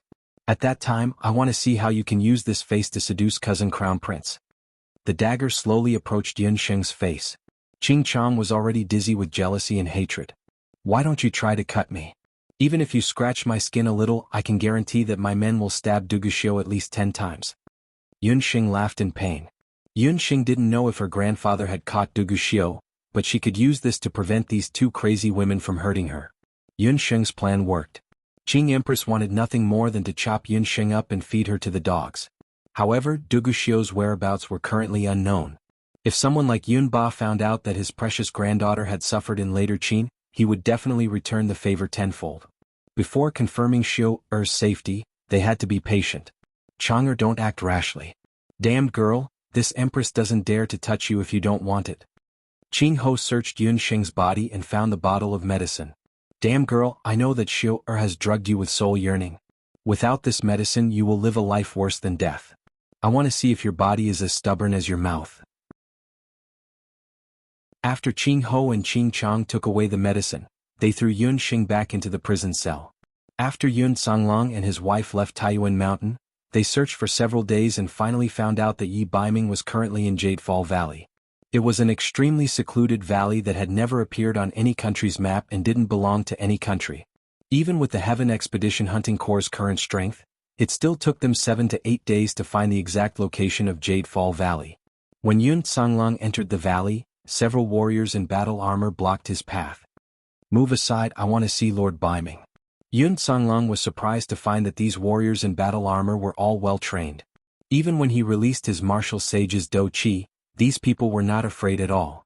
Their strength couldn't compare to Yun Songlong's, but these people's attacks were vicious and they fought with their lives on the line. This made Yun Songlong admire Yi Baiming's training even more. These people definitely couldn't be trained overnight. These people were Lord Baiming's men and Yun Songlong couldn't fight them head-on. However, if he didn't barge in, how could he see Yi Baiming? Hey you big fools, this person is the future princess's uncle. You dare to block him? Do you think the daily training isn't enough? A sloppy voice interrupted the fight between the two sides. Strangely enough, these warriors who weren't even afraid of martial sages all looked terrified when they heard the word training, and retreated to the side. Cheng Bai walked out and bowed to Yun Songlong with a fawning expression. Hello Commander Yun, please don't argue with these big fools. Besides fighting, these people only know how to fight. Speaking of which, why are you here? It was also Cheng Bai's first time encountering someone barging into Jadefall Valley. I'm here to find Yi Baiming. Where is he? I have an urgent matter. Yun Songlong was anxious to find Yi Baiming. You're looking for Baiming? Unfortunately, he just left the valley last night. Does Commander Yun not know that Zhou State's emperor passed away last night? Cheng Bai didn't have the slightest bit of regret on his face. This Zhou State's emperor was really useless. In just half a month he actually passed away. What? Yi Qingtian is dead? How is that possible? Yun Songlong had been searching for Yi Baiming these past few days. Furthermore, Zhou State's emperor's death hadn't been announced to the public yet, so he didn't know anything about it. If Yi Qingtian was dead, then who was Zhou State's emperor? Before he died, he passed the throne to the underage crown prince. However, Empress Wenren issued an edict that day. Using the reason that the young emperor needed someone to assist him, she conferred the title of Prince Regent to Baiming and asked him to return to Jade Capital immediately. This matter came suddenly. Bu Jiuxiao accompanied Yi Baiming back to Jade Capital while Cheng Bai guarded Jadefall Valley. With the death of Zhou State's emperor and Yi Baiming being conferred the title of Prince Regent, the chaos that had lasted for less than half a month came to an end just like that. To the citizens of Zhou State and Jade Capital, this was great news. It was the same for Yi Baiming as well. Right now, what he needed to do was to reorganize the imperial court and eliminate the previous emperor's remaining forces. When it rains it pours. Everything has clashed together. Yun Songlong couldn't help but shake his head when he heard this. Everything has clashed together. Speaking of which, second Uncle Yun, why are you looking for Baiming? Cheng Bai saw that Yun Songlong was in a hurry and didn't have his usual calmness. I'm here to find Baiming to save Xinger. Yun Sheng was captured by Du Guxiu and brought back to later Qin. She's going to get married in 2 months. Yun Songlong had a headache. Zhou State's emperor had just died and Zhou State urgently needed to be reorganized. How could Yi Baiming take the time to save Yun Sheng? What? Is this news true? Yun Sheng has been captured? How long has it been? Why is there no news at all? Cheng Bai was also shocked. He was very clear about Yun Sheng's position in Yi Baiming's heart. Not to mention a prince regent, Yi Baiming would even throw away his life as long as he could save Yun Sheng. How can there be no news? It's a letter sent by Yun Sheng's teacher. Thinking about it, when she sent the letter to me she also sent a letter to Baiming King. Forget it, state matters are more important. I'll go save Xinger.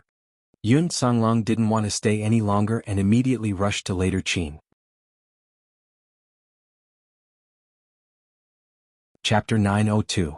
Yun Songlong's departure left behind a huge problem for Qing Bai. Should I tell Baiming about this? Qing Bai hesitated. He didn't know if he should rush back to Jade Capital. As Yi Baiming's childhood friend, no one knew better than Qing Bai how Yi Baiming survived all these years. Yi Baiming endured humiliation. Now that he finally had the chance to ascend to the top, if he told him about Yun Xing now, he might. Qing Bai couldn't help but smile bitterly. It wasn't a possibility, it was a certainty. Yi Baiming would definitely abandon Zhou State's affairs and rush to later Qin. On one side was the country, on the other was a beauty in trouble. Country as a betrothal gift. Country as a betrothal gift. Sigh, Qing Bai, you're such a fool. I have to tell Baiming about this.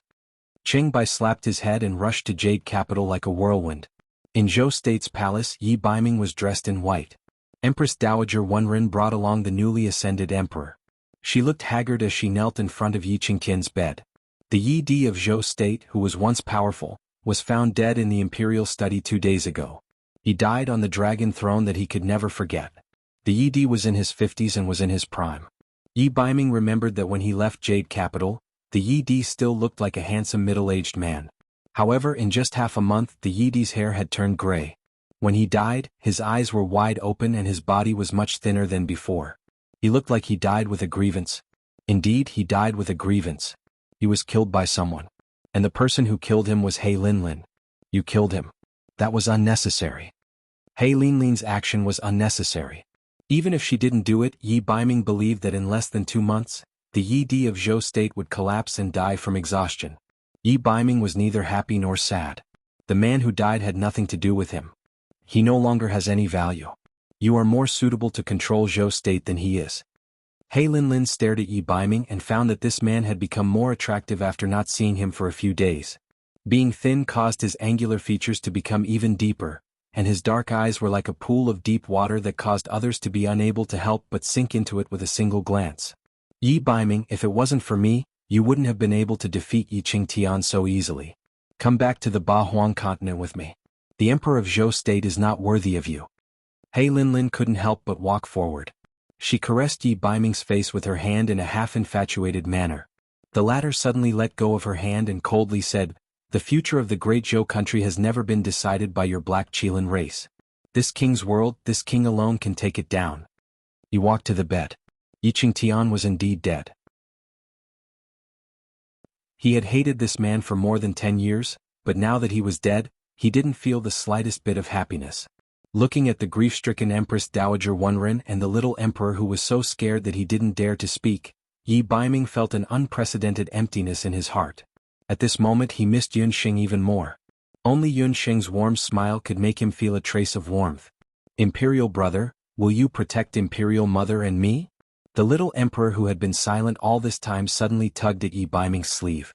Looking down at the little emperor who was about the same age as himself, Yi Baiming couldn't say a word.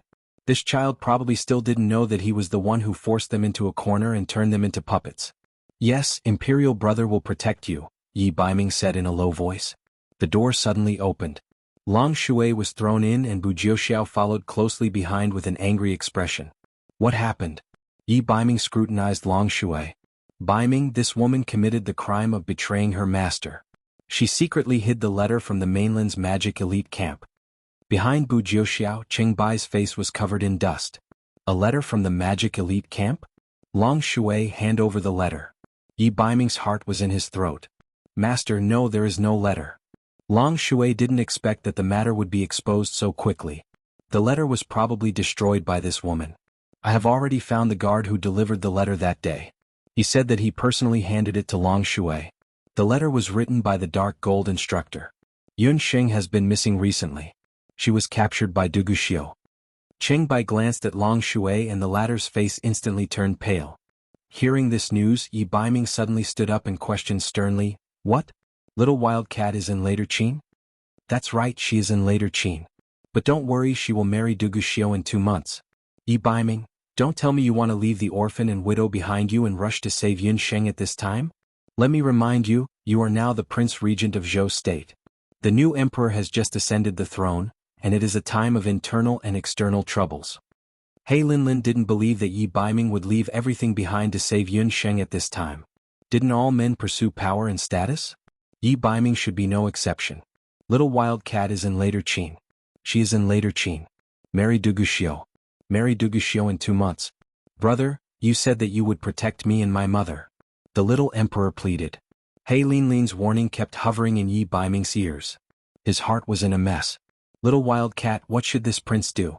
Yi Baiming felt a huge pain in his heart. Yun Sheng's face flashed in his mind. A face full of pain and sweat. No, he couldn't wait. He couldn't wait for even a moment. Little Wildcat needed him.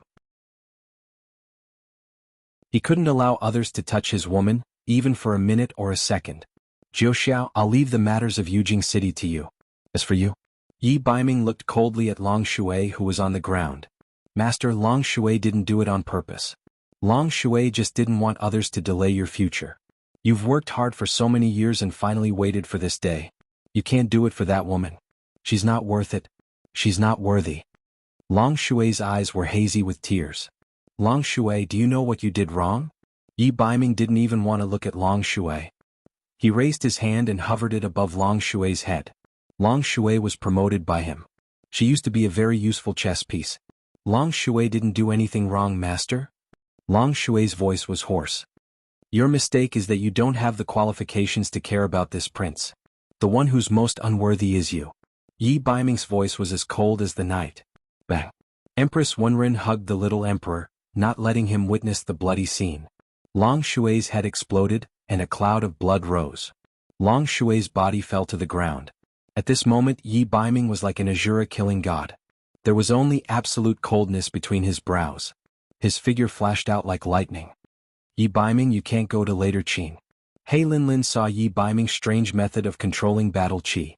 She was shocked and blocked Yi Baiming's path. Scram. Yi Baiming narrowed his eyes. The woman in front of him was too much of an eyesore. Around his body, battle qi raged wildly like a gale. At the end of the year 2014, the fox was released. Chapter 903. He could destroy anyone who tried to stop him from saving Little Wildcat. Duguxiu is our elder brother. Later Qin, Curator Song will still be around. If you fight with Duguxiu, Curator Song will kill you. He Linlin stubbornly blocked Yi Baiming's path. Does this man still not understand that even if he is a martial emperor and his ability to control battle aura is better than others, he is still not Curator Song's match? Screw your elder brother. This daddy has never acknowledged any patriarch as my father. He is your daddy, not mine. Those who try to stop me will only die. Even if He Yao comes, I will kill him too. Yi Baiming's gray eyes flickered between dark and bright. They were like flickering lights in the wind and rain, like an enraged beast. Yun Sheng's pained face kept appearing in his mind. Self-blame, pain, guilt, anger, and all sorts of emotions surrounded Yi Baiming. He felt the blood in his body boiling like boiling water. His heart was throbbing with pain. In his mind, Yun Sheng's pained expression was like a sharp awl piercing into his heart, driving him crazy. Little Wildcat must have encountered something. She needs me. Little Wildcat, you must hold on. I'm coming. Are you crazy? How is Yun Sheng better than me? You don't care about me at all. He Linlin was so jealous that she went crazy. For Yi Baiming, she didn't hesitate to go against her father's will and kill Yi Baiming. However, Yi Baiming didn't appreciate it at all. What does your good have to do with this prince? Scram trash. Yi Baiming shouted angrily. He raised his left arm and used it as a staff. Complicated magic runes quickly formed around Yi Baiming. In just an instant, a space-time magic array flickering with gray space-time magic elements formed. He Linlin didn't even have time to react before Yi Baiming disappeared from the magic array. Yi Baiming, you. How is this possible?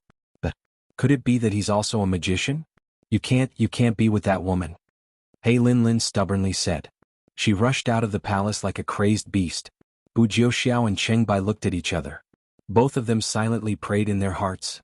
Baiming, you must save Yun Sheng. Pain, so painful as if thousands of ants were gnawing at the bottom of his heart. In the prison, Yun Sheng was in so much pain that his liver and gallbladder were about to burst. 12 hours had passed. Without the antidote, the yearning in dreams attack became more and more severe.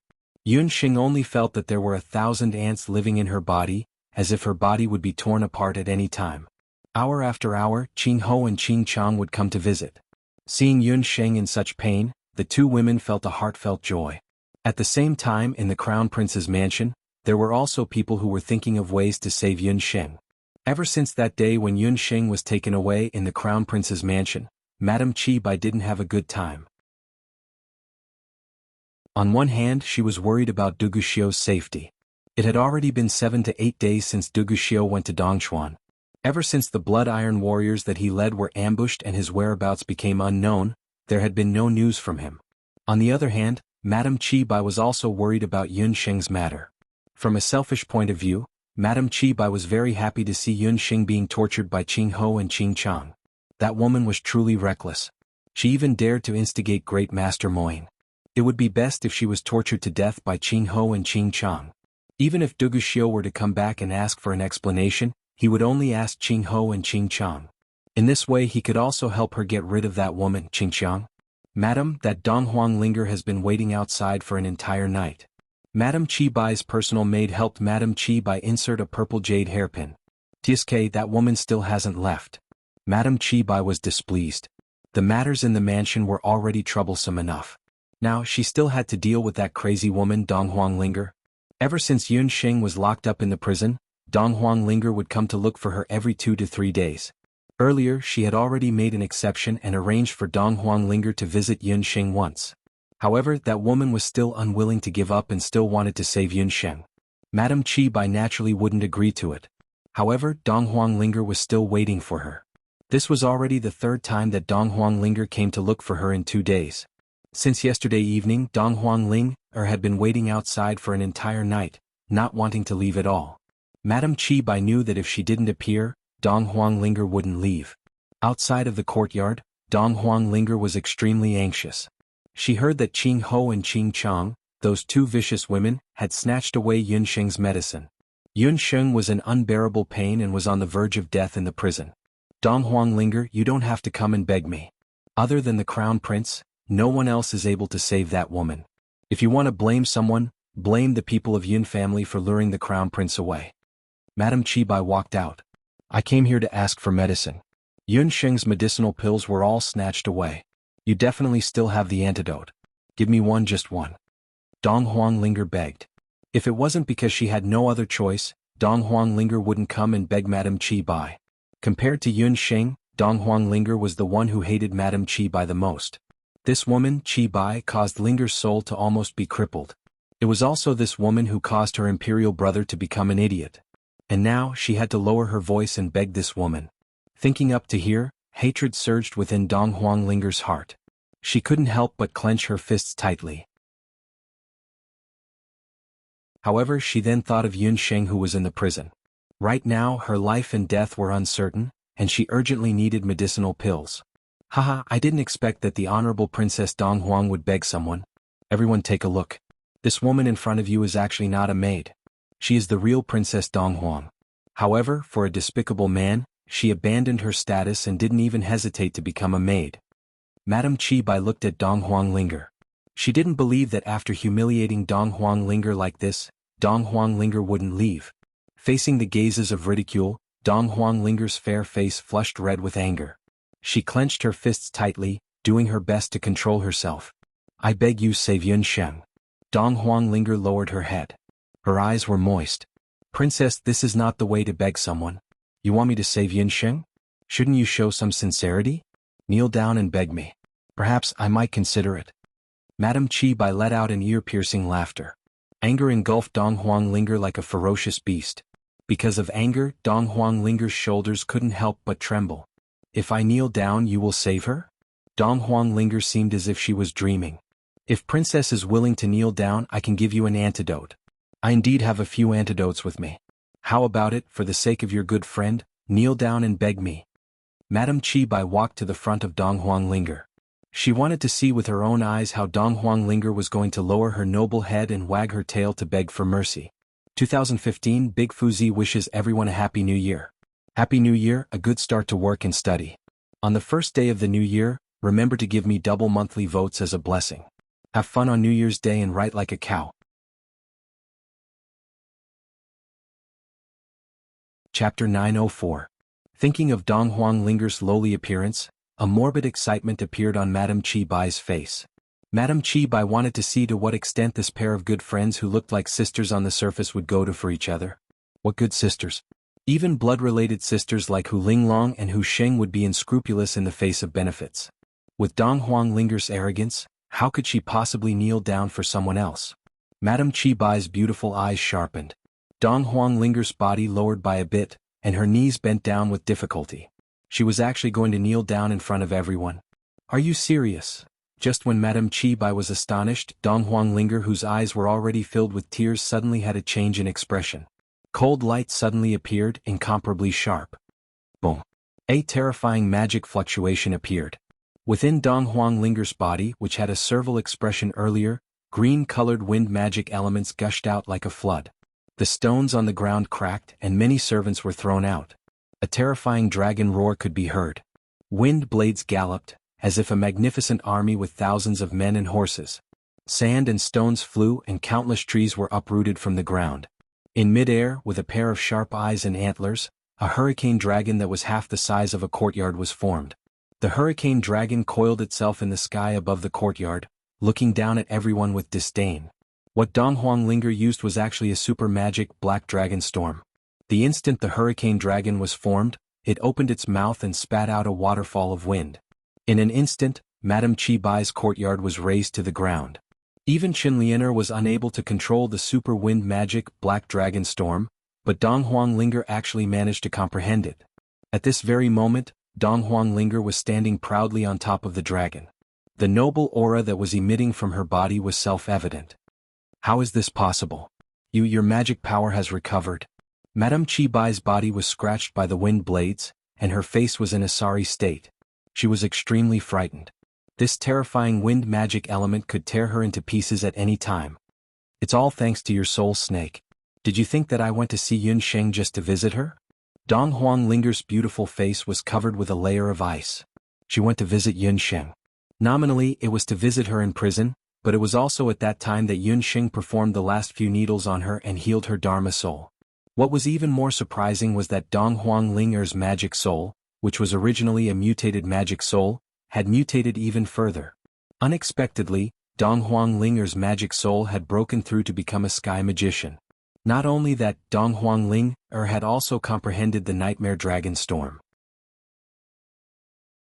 Yun Sheng had already guessed that Green Empress and the others wouldn't let the matter rest after Du Guxiu got into trouble. Thus, she had left herself a path of retreat, and that was Linger, whose mana was still recovering. Do you think you can save Yun Sheng by yourself? Madame Chi Bai sneered. Pah! A wind blade cut through Madame Chi Bai's hand. Madame Chi Bai screamed miserably as a piece of flesh was torn off from her arm. Give me the antidote or else I will cut you into pieces piece by piece.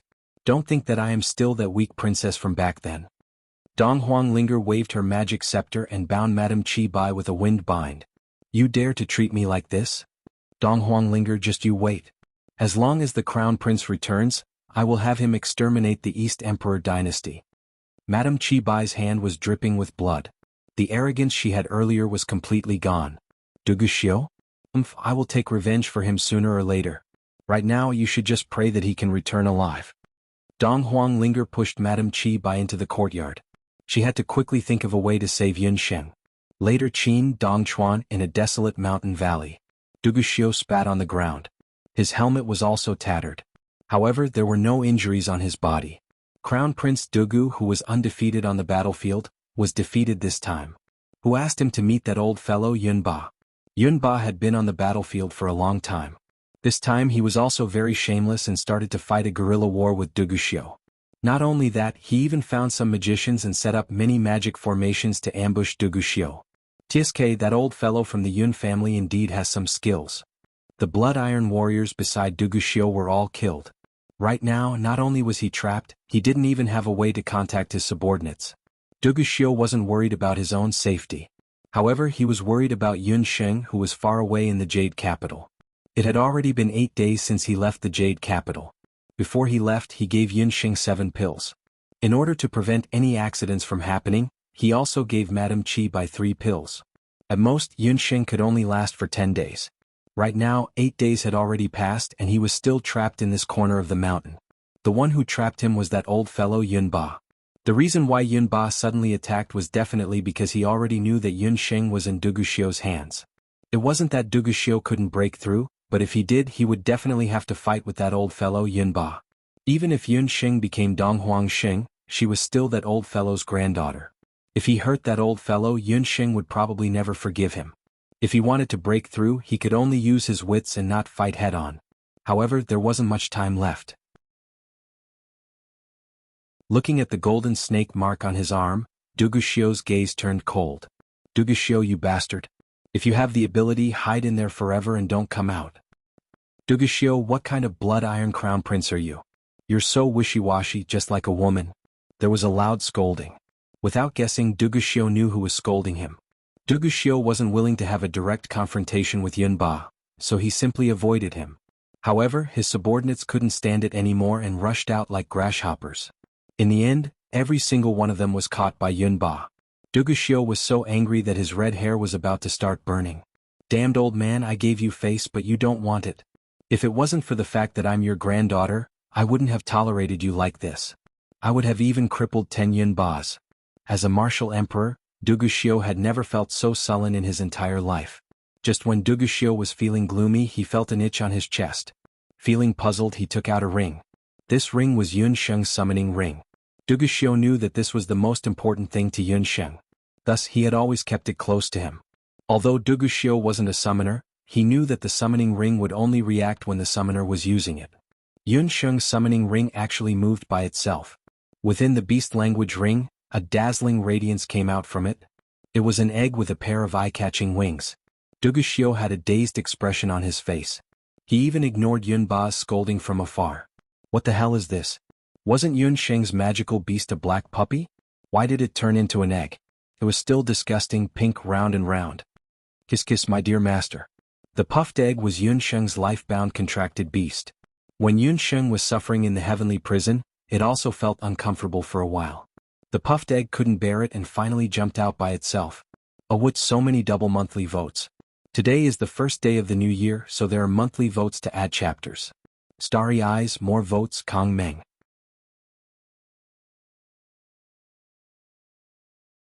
Chapter 905. Puyen. My dear master is gone.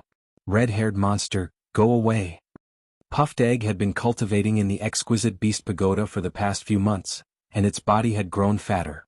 Even its pair of large wings were almost unable to support its round egg body. When it opened its eyes, it saw Duguxiu. Puffed Egg liked night foxes the most. It didn't like the red-haired man in front of it. This man looked gloomy, and it could tell that he wasn't a good person. Impudent, where did this fat egg come from? This crown prince is the crown prince of the later Qin, not some red-haired monster. Duguxiu had a belly full of anger because of Yun Ba. Now, even an inexplicable egg dared to speak rudely to him. Duguxiu was very depressed. Puff puff puff, ugly red-haired monster with no taste, no wonder master doesn't like you. Puff puff, this is called baby fat, cute and cute. Don't pretend to know if you don't know. Puffed Egg jumped up and down angrily. Puffed Egg's body was also a monster egg. When it jumped up and down, the entire mountain valley shook. The gravel in the mountain valley smashed onto Duguxiu's body. Fat Egg, shut the F***ck up. Who are you calling ugly? This crown prince is one of the Wuji 5 Jade Annulus, a famous handsome man in the continent. Duguxiu's face was full of black lines and he wanted to punch this egg. A stinky egg that didn't even have eyes dared to call him ugly? He was ugly. Were there any handsome men in this world? Puff puff puff, Yi Cuckoo is more handsome than you, Shin Fong Fong is better looking than you, and even Little Poison is more pleasing to the eye. Violent man. Damn pervert. Red-haired monster. Narcissist. Ursa Major. Weird uncle. Imprisoning master and almost causing master to die. Puffed Egg scolded more and more happily and fluently.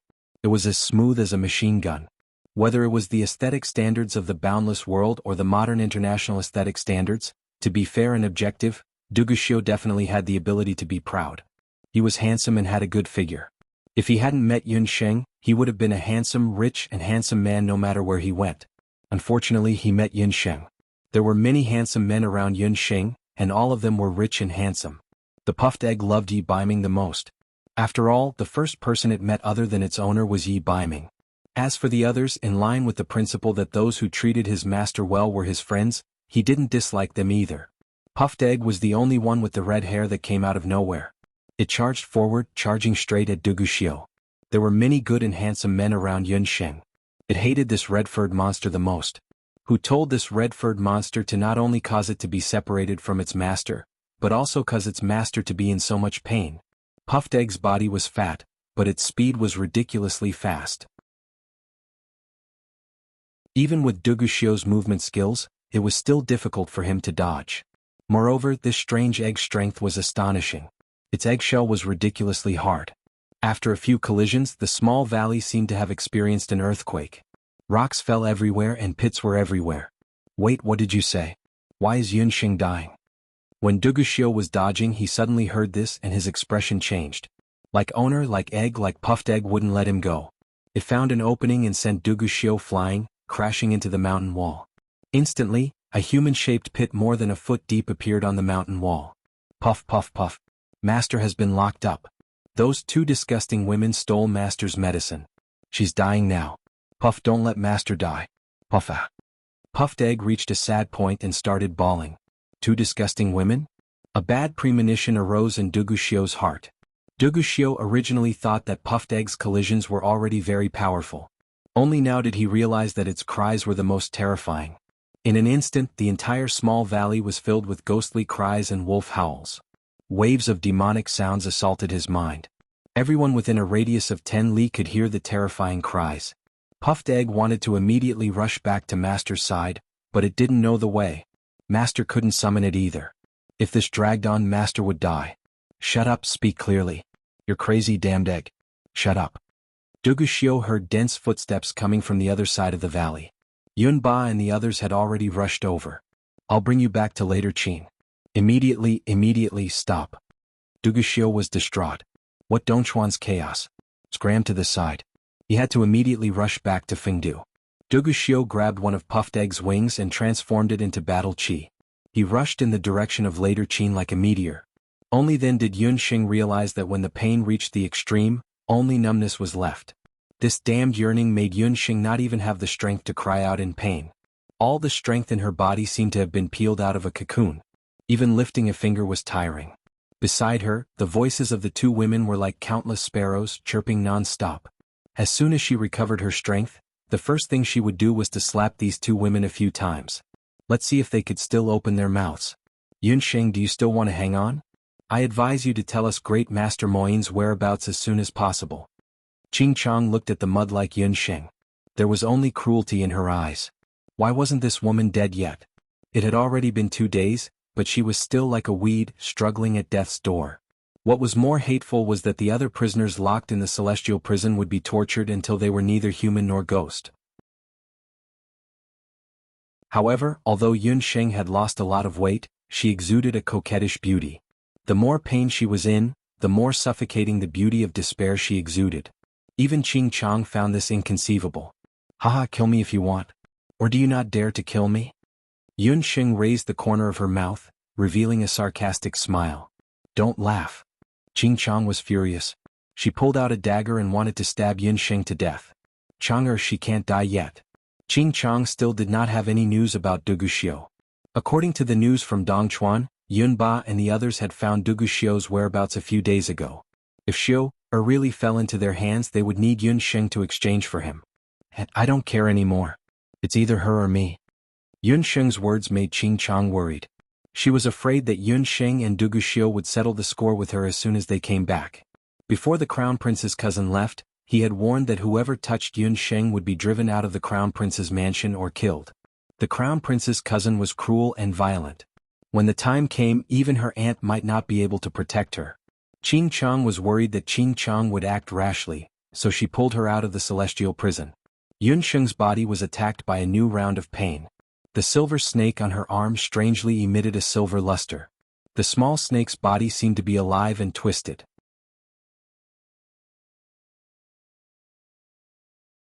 Chapter 906. 20 hours had passed since Yunsheng took the antidote. In the past 20 hours, Yunsheng had fainted several times and was woken up by Qing Ho and Qing Chong's cold water. Yunsheng's physical strength had been severely depleted. But the worst thing was that she could feel that every time she woke up from her coma, her internal organs would be fatally damaged. If not for her amazing willpower, she would have died several times from the pain caused by her internal organs being damaged. Yunsheng was a doctor and no one knew the human body better than her. With such a broken body, unless there was a miraculous elixir or top-notch light magic, she would die without a doubt. The silver snake on her arm moved and Yunsheng's body, either her heart or her lungs, made a dull sound of something breaking. Yunsheng only felt a warm and sweet taste in her mouth. Everything before her was pitch black. The moment she fell into a coma, Yi Baiming's face flashed across her mind. Yi Baiming's expression was very sad. He seemed to be shouting at her, "Little wild cat, you must hang in there. Damn fox, come and hang in there. Fox, it hurts." Her consciousness was being stripped away bit by bit. Yunsheng felt that her consciousness was as light as a feather and would float out of her body and disappear into the air at any time. Just when Yunsheng thought that she was going to die in this dark prison, she heard an old and kind voice reverberating in her ears. "Xiaosheng, from today onwards the Yin family's heirloom is in your hands.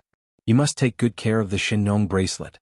Remember, no matter what happens in the future, you must be strong. The people of the Yin family are never people who resign themselves to fate. Grandfather and the ancestors of the Yin family will always protect you." The old man with a white beard took off a bracelet from his hand and put it on her wrist. That year Yunsheng had just turned 18 years old. Grandfather passed away not long after the bracelet was handed over. Perhaps it was because he knew that he didn't have long to live, so his grandfather handed over the bracelet. Tears rolled down from the corners of her eyes. They were scalding and fell all the way to the corner of her mouth. It was a bit salty. Grandpa Shinger can't take it anymore. It had been a long time since Yunsheng recalled the people and things before her transmigration. No one had cleaned the tombstone of his grandfather, who had passed away many years ago. Would Grandpa blame her? If they could survive this time, Yunsheng decided to erect a tombstone for her grandfather in the other world. But, did she really have a chance? Darkness engulfed her consciousness completely. Her body temperature slowly dropped, as if she was drowning in a bottomless lake. In the dark prison, Yunsheng lay quietly on the ground as her life force slowly flowed out of her body. The Shinnong bracelet on her wrist emitted a 7-colored glow. The Shinnong bracelet, which had condensed the power of countless generations of people, emitted a pure power. That power was like an electric current, rapidly flowing into Yunsheng's limbs and bones. Her organs, which were on the verge of shattering, were recovering at an incredible speed under the effect of that mysterious power. Her internal bleeding stopped. Blood gushed out from her dried-up veins again, and her pulse resumed beating. The 5-colored Dharma soul was like the most beautiful rainbow, appearing above Yunsheng. Yunsheng's Dharma soul and the mysterious power in the Shinnong bracelet resonated with each other, producing a pleasant sound of nature. The light from the Dharma soul and the Shinnong bracelet gently poured down on Yunsheng's body. In the chaos, Yunsheng felt like a passerby who had walked in the desert for countless days. She was thirsty, she was tired, she felt like she would be swallowed by death in the next step. But at this moment, an oasis suddenly appeared in front of her. An oasis. Her consciousness suddenly became clear. Yunsheng's eyelids twitched. Her long eyelashes trembled as she opened her eyes. The prison was still the same. There was no one around. Her eyes, which were originally pitch black, had now turned golden. She propped herself up with her arms. "This is..." Yunsheng was shocked. She could feel that her body had regained its former vitality. The magical power that had completely disappeared also recovered in an instant. What surprised Yunsheng the most was that the silver dream winding snake on her arm was bound by a 7-colored power. That power was constantly being depleted, but it was still tenaciously binding the dream winding snake. This is the power in the Shinnong bracelet? It's Grandpa. Yunsheng could not help but feel her nose tingle. It was Grandpa and the countless ancestors of the Yen clan who were protecting her. What surprised Yunsheng the most was that she realized that her Shinnong eyes had broken through. For many generations, no one in the Yen clan had broken through to the 4th level. Legend had it that only Shinnong and Yen Emperor had reached the 4th level of the Shinnong eyes. She had actually broken through to the 4th level of the Shinnong eyes. Yunsheng looked at her surroundings. She realized that her field of vision was unprecedentedly wide. Within the prison she could see everything clearly. "Qing Ho, Qing Chong, it's time for us to take our revenge." Yunsheng's 2 dimples appeared on her cheeks. Her golden eyes gradually returned to their original black color. Her identity had already been exposed. If she were to stay in later Qin, she would only bring trouble to the Yun residents and Night Fox. Although she did not know how long the power in the Shinong bracelet would be able to bind Han Hui and Meng Ying, she still had to give it a try. After all, she had already died once. Wuxia was still in their hands. She had to immediately leave later Qin. Yunxing jumped up and rushed out of the prison. Just as she rushed out, she saw Donghuang Ling-er and Madame Qi Bai walking in. Yunxing Yu. Donghuang Ling-er and Yunxing cooperated very well. When Donghuang Ling-er saw Yunxing's appearance, she immediately understood what was going on. Originally, she thought that she would see Yunxing's pitiful appearance. However, who would have thought that the Yunxing in front of her had a rosy complexion and was very agile? Men. Madame Qi Bai's face turned pale with fright. Just as she was about to scream, a strange knife that was as thin as a cicada's wing was already placed on her throat. With just a light slash, Madame Qi Bai felt that a small cut was made on her throat. The smell of fresh blood drifted out. Qi Bai, you can give it a try. Let's see if you can shout faster or if my knife is faster. Should I make a cut on your throat or your face? With a single look, Yunxing knew that her and Donghuang Ling-er's scheme had succeeded. Madame Qi Bai's entire body turned cold.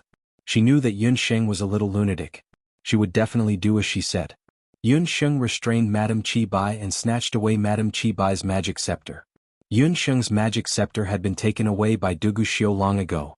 If Donghuang Ling-er didn't guess wrongly, she should still be in Yu Pavilion. Madame Qi Bai was also a magician. Thus, Donghuang Ling-er decided to use her magic scepter.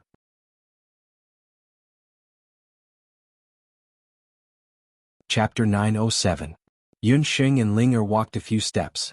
Yunxing handed Madame Qi Bai over to Ling-er and said, "Wait here, I will be back soon." Yunxing ran back to the prison.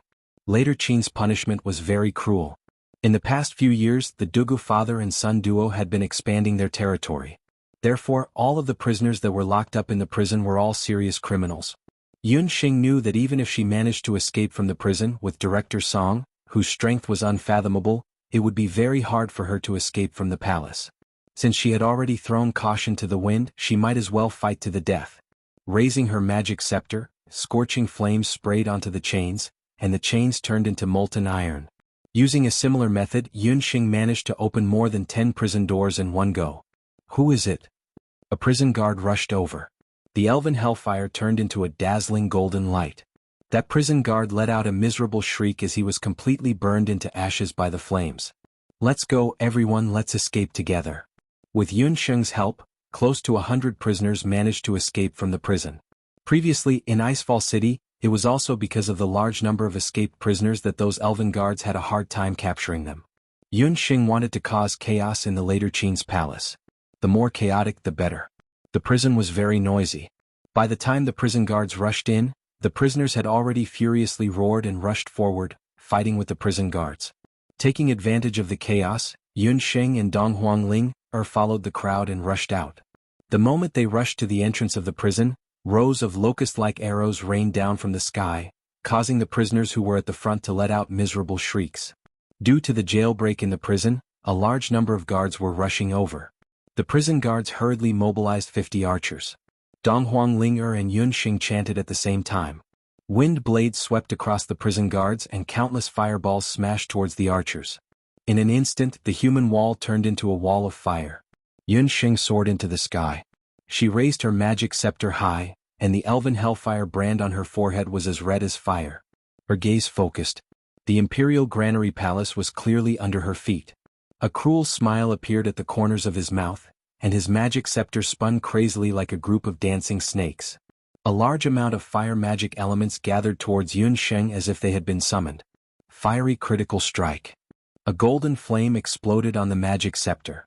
Countless fireballs danced in the air like snow in June, flying towards the many palaces of the Emperor Granary Palace. Donghuang Ling-er could see it clearly. She also started singing along. The raging wind blew the fireball higher and higher. These special fireballs mixed with elven karmic fire jumped over the wall. The moment they touched the eaves and trees, they burned fiercely like oil. The fire was very difficult to control. Ordinary water could not extinguish it at all. For a moment, the Emperor Granary Palace was filled with smoke and flames. The sound of fire fighting, the sound of fighting, and the sound of crying could be heard incessantly. Facing these, although Yun Sheng and Dong Huanglinger had a trace of hesitation in their hearts, they no longer had the time to consider so much. Let's go to the Crown Prince's residence first. Yun Sheng and Dong Huanglinger each grabbed one of Madame Qi Bai's arms and carried her, rushing towards the Crown Prince's residence. After a few leaps, the Crown Prince's residence was already very close. Within the Yu Pavilion, Yun Sheng searched around and found her magic scepter in Du Guxiu's bedroom. Touching the magic scepter that she hadn't seen for a long time, Yun Sheng's eyes shone even brighter. Miss Yun, let go of Madame Qi Bai. Otherwise don't blame us for being impolite. When the people of the Crown Prince's residence saw Yun Sheng killing her way in, they didn't know if they should stop her or not. No matter how the Emperor and Empress Qing wanted to deal with Yun Sheng, she was brought back by Crown Prince Dugu. Moreover, everyone saw how much Du Guxiu doted on her. Why are you still in a daze? Catch her. Madame Qi Bai saw an opening and broke free, wanting to rush towards the crowd. However, she only managed to escape a few steps. She staggered and felt a sharp pain in her knee. Lowering her head, she saw that a few sharp dark thorns had pierced through her knee. Whoever dares to come up will end up like her, Yun Sheng said coldly.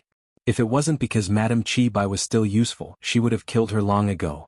This woman had caused her and Linger to be in such a miserable state. Yun Sheng, how dare you commit murder in the Crown Prince's residence? Li Huali rushed over with a group of guards. Without saying anything, she waved the magic scepter in her hand. Who would have thought that before she finished chanting, Yun Sheng would raise her eyebrows in disdain? She didn't even bother chanting. The gray spacetime magic elements, like countless tadpoles, drifted around Li Huali and entered her magic scepter. Her chanting was forced to stop, and as if she was frozen, she didn't move at all. How is this possible? You know magic? Aren't you a piece of trash? Li Huali opened her eyes wide, as if she had seen the most inconceivable thing in the world. Li Xiao is stupid, but little sister is even more stupid. Yun Sheng and I are both people from the continent's magic elite camp. The amount of magic we know is more than the amount of rice you have eaten. Li Huali, right? In the past you made things difficult for us, right? You said that we are trash, right? Linger placed the magic scepter on her waist, then slapped Li Huali with both hands, causing her to feel dizzy and unable to say a single word. Hey Yun Sheng, I suddenly realized that not using magic to hit people is quite comfortable. Dong Huanglinger felt very comfortable hitting Li Huali. It's Yun Sheng and Dong Huanglinger, catch them. Qing Chang rushed over with a group of guards from the Qing residence. Qing Chang also just found out that there was a prison break in the Imperial prison, and Yun Sheng's whereabouts were unknown. The Imperial Palace was currently in a state of chaos. When Qing Chang brought the guards back to the Crown Prince's residence, she accidentally bumped into Yun Sheng and Dong Huanglinger. With just the few of you, it's still not enough to stop me. Yun Sheng put down her magic scepter and faced Qing Chang. Li Huali's face was swollen like a pig's head, and Madame Qi Bai's knees were injured, causing her to kneel on the ground. Qing Chang wasn't stupid. She discovered that Yun Sheng, who was still breathing weakly earlier, was now like a completely different person. The guards that she brought along with her weren't a match for this woman. Director Song had already received the news and was currently rushing over here. As long as they could stall her, Director Song would definitely be able to capture her. This time, Yun Sheng set the Imperial Palace on fire and even broke into the Imperial prison. Even if Du Guxiu returned, he wouldn't be able to save her. I'm not a match for you. However, don't forget that person called Hu Sheng is still in my hands. Qing Chang was very confident. She believed that there was definitely a special relationship between Yun Sheng and Hu Sheng. Hand him over to me and I can let Li Huali and Qi Bai off. Yun Sheng indeed couldn't leave Hu Sheng behind. At the same time, she could also tell that Qing Chang was stalling for time. In the entire Imperial Palace, the only person that could make Yun Sheng fear was Director Song, whose strength was hard to predict. Thus, she had to leave this place as soon as possible. Haha, you still don't understand. These two women are completely useless to me. In fact, I can't wait for them to die. Looking at Li Huali and Qi Bai's current appearance, Qing Chang had a look of schadenfreude on her face. 10,000 words complete, I've finished adding chapters. Sob sob, a bunch of people scolded me for not adding chapters and crept away in disgrace.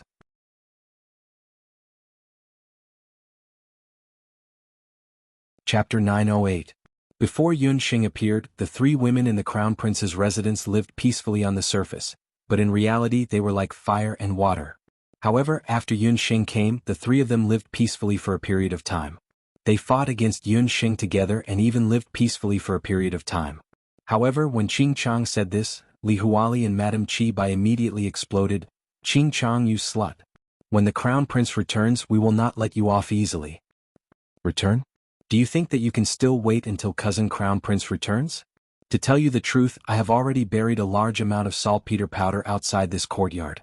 As long as I give the order, you and that little slut surnamed Yun will all die." Qing Chang laughed arrogantly. She jumped up and jumped out of Yu Xian. Saltpeter powder was a type of military gunpowder in the boundless world. Once it came into contact with fire, it would explode and the entire Yu Xian would be razed to the ground. As for Madame Qi Bai and Li Huali, she could say that they were kidnapped by Yun Sheng and died in Yu Xian together. When cousin crown prince investigated, she could push the cause of their deaths to Yun Sheng. When they heard that saltpeter powder was scattered outside Yu Xian, Li Huali and Madame Qi Bai's faces turned pale. The two of them cried out in alarm and wanted to escape. However, the few entrances of Yu Xian were all tightly shut. Just as they flew up, they saw thousands of bows and arrows aimed at Yu Xian. Everyone then knew that Qing Chang was really ruthless today and wanted to kill them all. "TSK secondary consort Qing is really dreaming. You want to catch us all in one net? Let's see if you have the ability." Yun Xing did not escape or avoid. She sniffed the air and there was a pungent smell of saltpeter powder in the air. It seemed that Qing Chang was not exaggerating. "Death is at hand and you still want to be stubborn.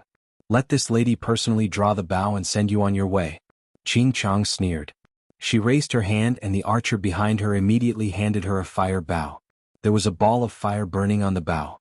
Qing Chang pulled the bow and the fire arrow flew towards the courtyard with a swoosh sound. Who would have thought that when the rocket flew halfway, an arrow hit the rocket with a ping sound? Qing Chang looked over and saw that Yun Sheng was holding the Rui bow. She was the one who had shot the arrow. "You can block it for a while but you can't block it forever. I don't believe that you can block all the arrows," Qing Chang said enviously, looking at the bow in Yun Sheng's hands. Damn Yun Sheng. If she killed her, the Rui bow and her cousin would be hers. Qing Chang shot out 5 more arrows in a row, but what shocked her was that all 5 arrows were shot down by Yun Sheng not long after they were shot out. Let alone igniting the saltpeter powder, even shooting it into the courtyard had become an extravagant hope. How is this possible? If it was only 1 arrow, it could still be considered a coincidence. However, 6 arrows were shot down by Yun Sheng in a row. Qing Chang, who had always been very confident in her archery skills, was shocked and angry. It must be because of the Rui Bao. Qing Chang put all the blame on the Rui Bao. This made Qing Chang want to kill Yun Sheng even more. "Archers shoot," Qing Chang said through gritted teeth.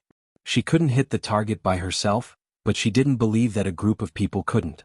Could it be that Yun Sheng alone could withstand thousands of arrows? Hundreds of strong archers raised their flaming bows and aimed at Yu Xuan. At this critical moment, a thunderous roar sounded. A figure fell from the sky like a goshawk. Who dares to hurt Xinger? A fierce fighting aura like a fierce tiger coming down the mountain, came down like a huge wave in a fierce flood. The bows and arrows in the hands of the hundreds of archers actually broke with a cracking sound. Then dozens of hunters fell from the sky, and dozens of evil beasts appeared in the sky. "Young master, we're here to help you." Master Zhong Ren arrived in time with a group of hunters. The sounds of killing were like thunder, incessant. The crown prince's palace was in chaos. Hearing the person's voice, Yun Sheng could not help but be overjoyed. "Second uncle. Master Zhong Ren." It turned out that after Yun Songlong notified Yi Baiming, he hurried to later Qin. He spent a lot of effort and finally sneaked into Fengdu. However, the palace was heavily guarded, so Yun Songlong and the people of Tianfa couldn't break into the palace. However, recently Yun Sheng had escaped from the imperial prison. The guards outside the imperial palace had all entered the palace to put out the fire. This had unknowingly given Yun Songlong an excellent opportunity. After he had ascertained the location, he led a group of hunters and charged in. Yun Sheng and the others took advantage of the chaos and killed their way out of Yu Xuan. Qing Chang, on the other hand, was killed head-on. Seeing her subordinates being slaughtered like vegetables by the hunters led by Yun Songlong, fear rose in Qing Chang's heart and she wanted to run. "Qing Chang, you vicious woman." Li Huali and Madame Qi Bai had just escaped death. When they saw Qing Chang, their eyes turned red and they blocked Qing Chang's path. "Sisters, it was just a misunderstanding just now. I just wanted to kill that little bitch Yunxing. Now that the enemy is invading, we should work together and capture Yunxing first. Director Song will be here soon." Qing Chang was blocked. Hee, secondary consort Qing, do you need to sprinkle saltpeter powder in the entire courtyard to kill me? Li Huali, Qi Bai, you are smart people. You should know who your real enemy is. Yun Sheng looked on coldly from the side. You hated me and ostracized me because of Duguxiu. But you should know that I don't love Duguxiu. But Qing Chang is different. She clearly wanted to kill all of you just now. Her concubine mother is the Qing Empress. Yun Sheng couldn't be bothered to kill these jealous women. Just let them bite each other. Hearing this, Qing Chang's face turned pale. Yun Sheng, you're doing this on purpose. You're trying to drive a wedge between us. Qi Bai, Li Huali, we don't have any deep hatred between us. You guys can deal with Qing Chang together. When the time comes, I'll walk my own path and you guys will walk your own path. Everyone will be happy. Yun Sheng smiled mischievously. Madam Qi Bai and Li Huali shouted and attacked Qing Chang at the same time. Second uncle, why are you here? Yun Sheng was relieved when she saw them fighting among themselves. The dark gold instructor sent a letter saying that you were captured. Let's not talk about this and leave the palace first. Yun Songlong was relieved when he saw that his niece was safe and sound. I'm afraid that you won't be able to leave so easily. A cold voice suddenly appeared in the sky. Director Song looked down at the crowd on the ground from above. At this time, Qing Chang let out a miserable cry. Her face had already been bitten by a soul snake released by Madame Qi Bai. Her skin was rotting at a speed visible to the naked eye. Qing Chang screamed as her body gradually rotted and turned into a puddle of pus. Qi Bai, that's enough. Director Song frowned when he saw the three women fighting. How stupid. They were still fighting among themselves at this time.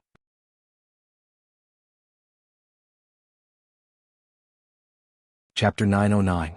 Curator Song did not expect the situation in the Crown Prince's residence. Idiot. She didn't even know that she was being used to kill someone with a borrowed knife. Curator Song had a headache. Qi Bai was a member of the Bashi clan. He had thought that this woman had good looks and was good at socializing. He thought that she would be of some value to Xiu, or he didn't expect that she would become worse as she lived. Didn't she see that Yun Sheng was watching the show calmly from the side when she killed Qing Chang? As a strong person of his generation, Curator Song had seen all kinds of people.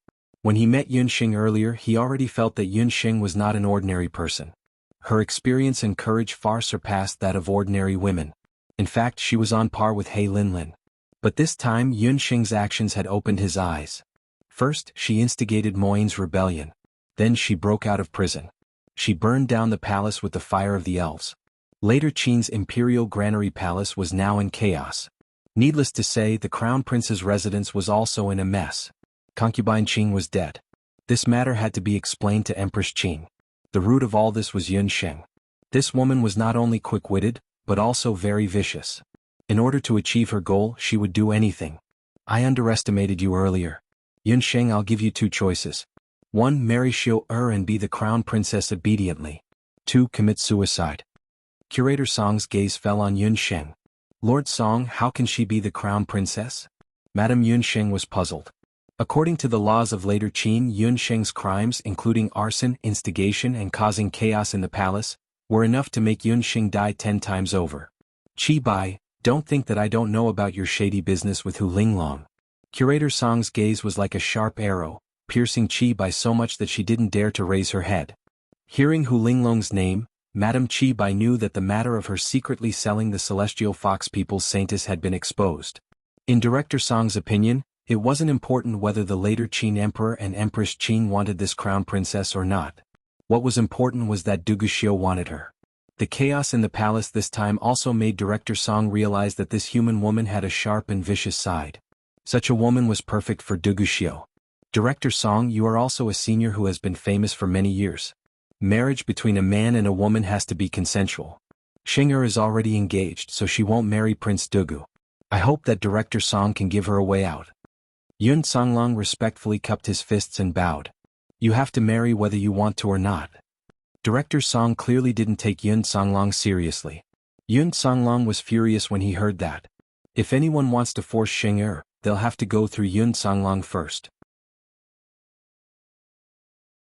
He roared, and a 2-meter-long blood cloud crocodile appeared. This blood cloud crocodile was the blood cloud beast of the Grand Emperor City's young lord, Xian Wuji. This was the blood cloud crocodile that Yun Sheng had tamed for Yun Songlong. In the past few years, Yun Songlong had been cultivating with the Blood Cloud Crocodile. The Blood Cloud Crocodile's cultivation had advanced by leaps and bounds, and it was already a saint-level magical beast. The furious Blood Cloud Crocodile's eyes turned blood red. The Blood Cloud Crocodile rushed forward and clawed at Director Song with its sharp claws. Director Song didn't move, but a black battle aura enveloped the Blood Cloud Crocodile. When the Blood Cloud Crocodile clashed with the battle aura, a strong smell of blood filled the air. The claws and teeth of the Blood Cloud Crocodile, which had thick skin and thick flesh, broke and fresh blood spurted out like a fountain. A black figure moved as fast as lightning. Bang! Under the heavy attack, the Blood Cloud Crocodile was ruthlessly smashed into the ground. Blood and flesh splattered everywhere, and a 1-meter-wide crater appeared on the ground. Even the Blood Cloud Crocodile, whose body was tougher than rocks and ores, was smashed into meat paste by this attack. With another flick, the figure returned to its original position. The Blood Cloud Crocodile was instantly killed before it could even use its eyes. Director Song was still floating high in the sky, as if the Blood Cloud Crocodile's death had nothing to do with him. "You've gone too far." Seeing his own demonic beast being killed, Yun Songlong's body was burning with rage, and his furious voice soared into the sky. Battle aura was like an electric current, crazily rushing out. Battle aura turned into wings. Increasing speed, Yun Songlong's figure turned into a shadow, like a spear soaring into the sky, vowing to tear Director Song apart. Director Song didn't move. He was like a statue standing high in the sky. He raised his hand. On his hand, Do Chi flowed like lightning. A terrifying battle skill that was filled with ruthlessness and destruction was being formed at an astonishing speed. Director Song and Yun Songlong were both top-notch martial artists in the continent, and their speed had already reached the extreme. The spectators on the ground could only see a shadow. Yun Sheng's heart was already in her throat. Shenong Pupil, 4th layer, God's Trace. The moment Shenong Pupil was activated, Yun Sheng's black pupils had an additional touch of gold. She saw something. A scene appeared in her mind. It seemed to be playing in slow motion, but also seemed to be fast-forwarding, predicting what was about to happen. In Director Song's hand, a large amount of battle aura was compressed and condensed, forming an astonishingly powerful energy vortex. That energy vortex spun rapidly, absorbing all the battle aura in the surroundings, and collided head-on with Yun Songlong. Crack, the terrifying sound of bones breaking and organs exploding was infinitely magnified. Blood spurted out from Yun Songlong's body like rain. Falling, Yun Songlong's corpse fell from the sky. Her pupils shrank. The scene in the sky had completely disappeared. Shenong Pupil, God's Trace, could foresee to a certain extent what would happen in the future. Second uncle will die. Yun Sheng screamed in her heart. No. Absolutely not. She definitely couldn't sit and watch his second uncle was killed. Following her heart, Yun Sheng's magic wings flapped, and she rushed towards the two figures in the sky. Ever since he learned from Puffed Egg that Yun Sheng was in deep trouble, Duguxiu brought Puffed Egg and rushed day and night, finally rushing back to Fengdu. The moment he entered Fengdu, he saw flames soaring into the sky in the direction of Imperial Granary Palace, and thick smoke billowed. That fire was extremely unusual. The fire in the entire Imperial City was getting fiercer and fiercer, and it looked like it was going to burn down the entire Imperial Granary Palace. Duguxiu rushed to the outskirts of the Imperial City and caught a panic-stricken guard. What happened? Crown Prince, Your Highness, the Imperial Palace is on fire, and all the prisoners in the prison have escaped. Duguxiu hurried towards the Imperial Palace. Halfway there, he sensed two figures in the sky and he raised his head to look. With one look, Duguxiu felt suffocated. Yun Sheng. It was Yun Sheng. Yun Sheng, who had already recovered her magic, rushed into the sky like a moth to a flame. Her magic had already recovered? Duguxiu's gaze turned and he looked at the sky again. In the sky, in the direction Yun Sheng was rushing towards, waves of fighting aura that was continuously getting stronger made Duguxiu involuntarily tremble. Duguxiu couldn't be more familiar with that aura. It was his master Director Song. On Director Song's hand, fighting aura was condensing, becoming stronger and stronger, and it was transforming into a whirlpool. Yun Sheng was actually clashing with his master, Director Song.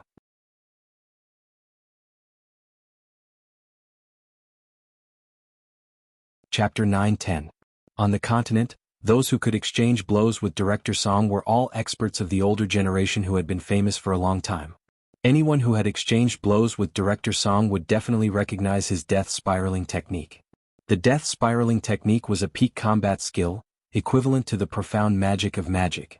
It was an extremely powerful combat skill comprehended by martial artists who had broken through a certain level of the martial realm. The death spiraling technique was terrifying not only because of its destructive power, but also because it was incomparably tyrannical. It could instantly devour all the do qi in the surroundings of the death spiraling technique, causing the opponent's do qi to instantly disperse and be unable to form a defense or combat skill. Once the death spiraling technique was used, even if one didn't die, they would be seriously injured. Due to Yun Sheng's arson, the fire in the imperial city spread rapidly. Director Song only wanted to immediately kill Yun Songlong, capture Yun Sheng and end the battle quickly. Therefore he used a fatal move from the start. When Yun Songlong realized this, the do qi in his body was continuously being sucked into the death spiraling technique. Between life and death, Yun Songlong suddenly thought of his beloved wife Yuan Xiaohua and the 2 young children at home, second uncle. Yun Sheng suddenly teleported, separating Director Song and Yun Songlong. At this time, the death spiraling technique had already begun to take shape. Reckless, get out of the way. I'll spare your life for Xiaoer's sake. Director Song frowned. What a reckless little girl. So what if she blocked him? Did she really think that she could block the death spiraling technique with the flesh and blood of a mage? Whether I'm worthy or not, you'll know after trying. How about you try my profound magic? While speaking, red and blue magic elements were continuously forming on Yun Sheng's right hand. A ball of lightning was continuously growing stronger and bigger. Master, have mercy.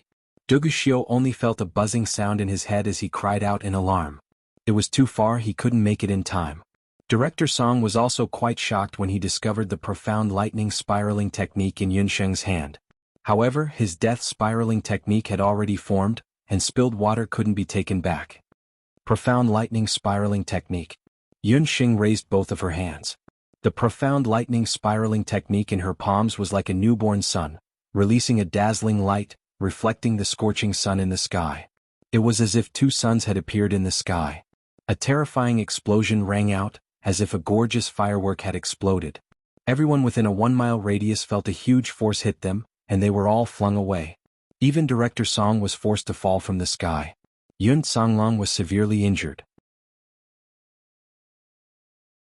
Yun Sheng was the closest to him and was the weakest.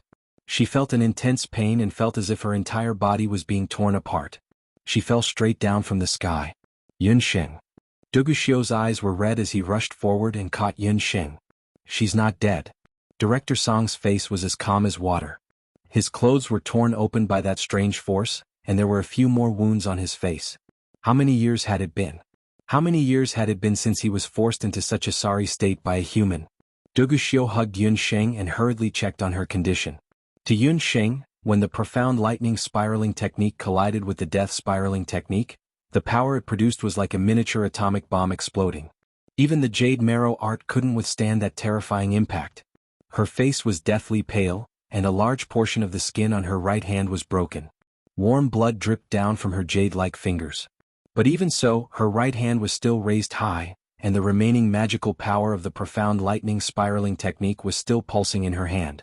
Profound magic, it's actually profound magic. Director Song lost his voice in shock. This was profound magic. A sky-rank magician had actually comprehended profound magic. This silly little girl whom he had looked down upon had actually used an esoteric magic at such a critical moment. A sky-rank magician's profound magic was actually on par with his Qilin spiraling technique. Duguxiu was also shocked. Yun Sheng had actually blocked his master's Qi spiraling technique. In a flash, a profound lightning spiraling technique was formed. Although the profound lightning spiraling technique and the spiraling technique's power had been greatly reduced, the difference between Director Song and Yun Sheng's strength was more than just 1 or 2 realms. Yun Sheng's forceful blocking was undoubtedly a joke with her life. Cough.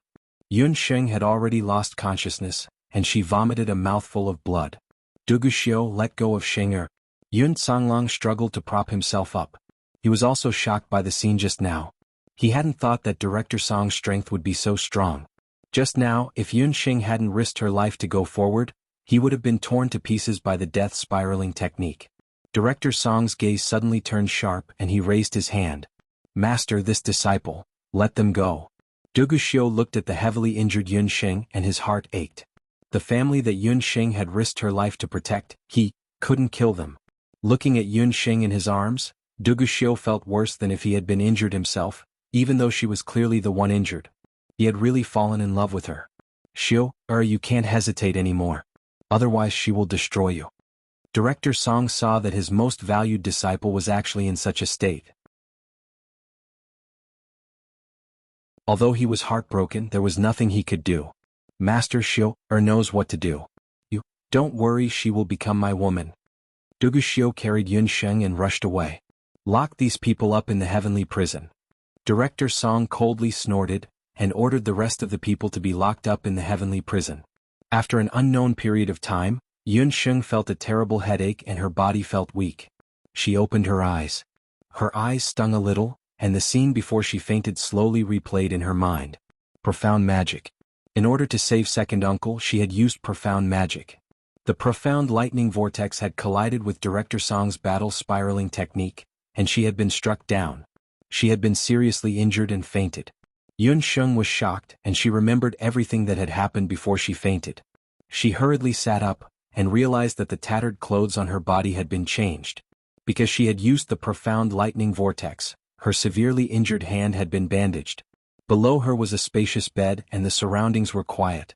A golden red curtain hung at the side, and the fragrance of expensive ambergris filled the entire room.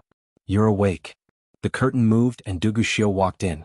Today Duguxiu was a little different from usual. He did not wear a battle helmet, but wore a red robe with golden patterns. On the robe there was only a loose belt, revealing his well-defined chest. This was the first time Duguxiu had seen Yun Sheng like this. The injured Yun Sheng was also a little different from usual. Her face was pale and there was a faint layer of mist in her eyes. The moment she saw Duguxiu, her body subconsciously stiffened, and her face was full of resistance. Duguxiu looked at Yun Sheng darkly as if he wanted to swallow her.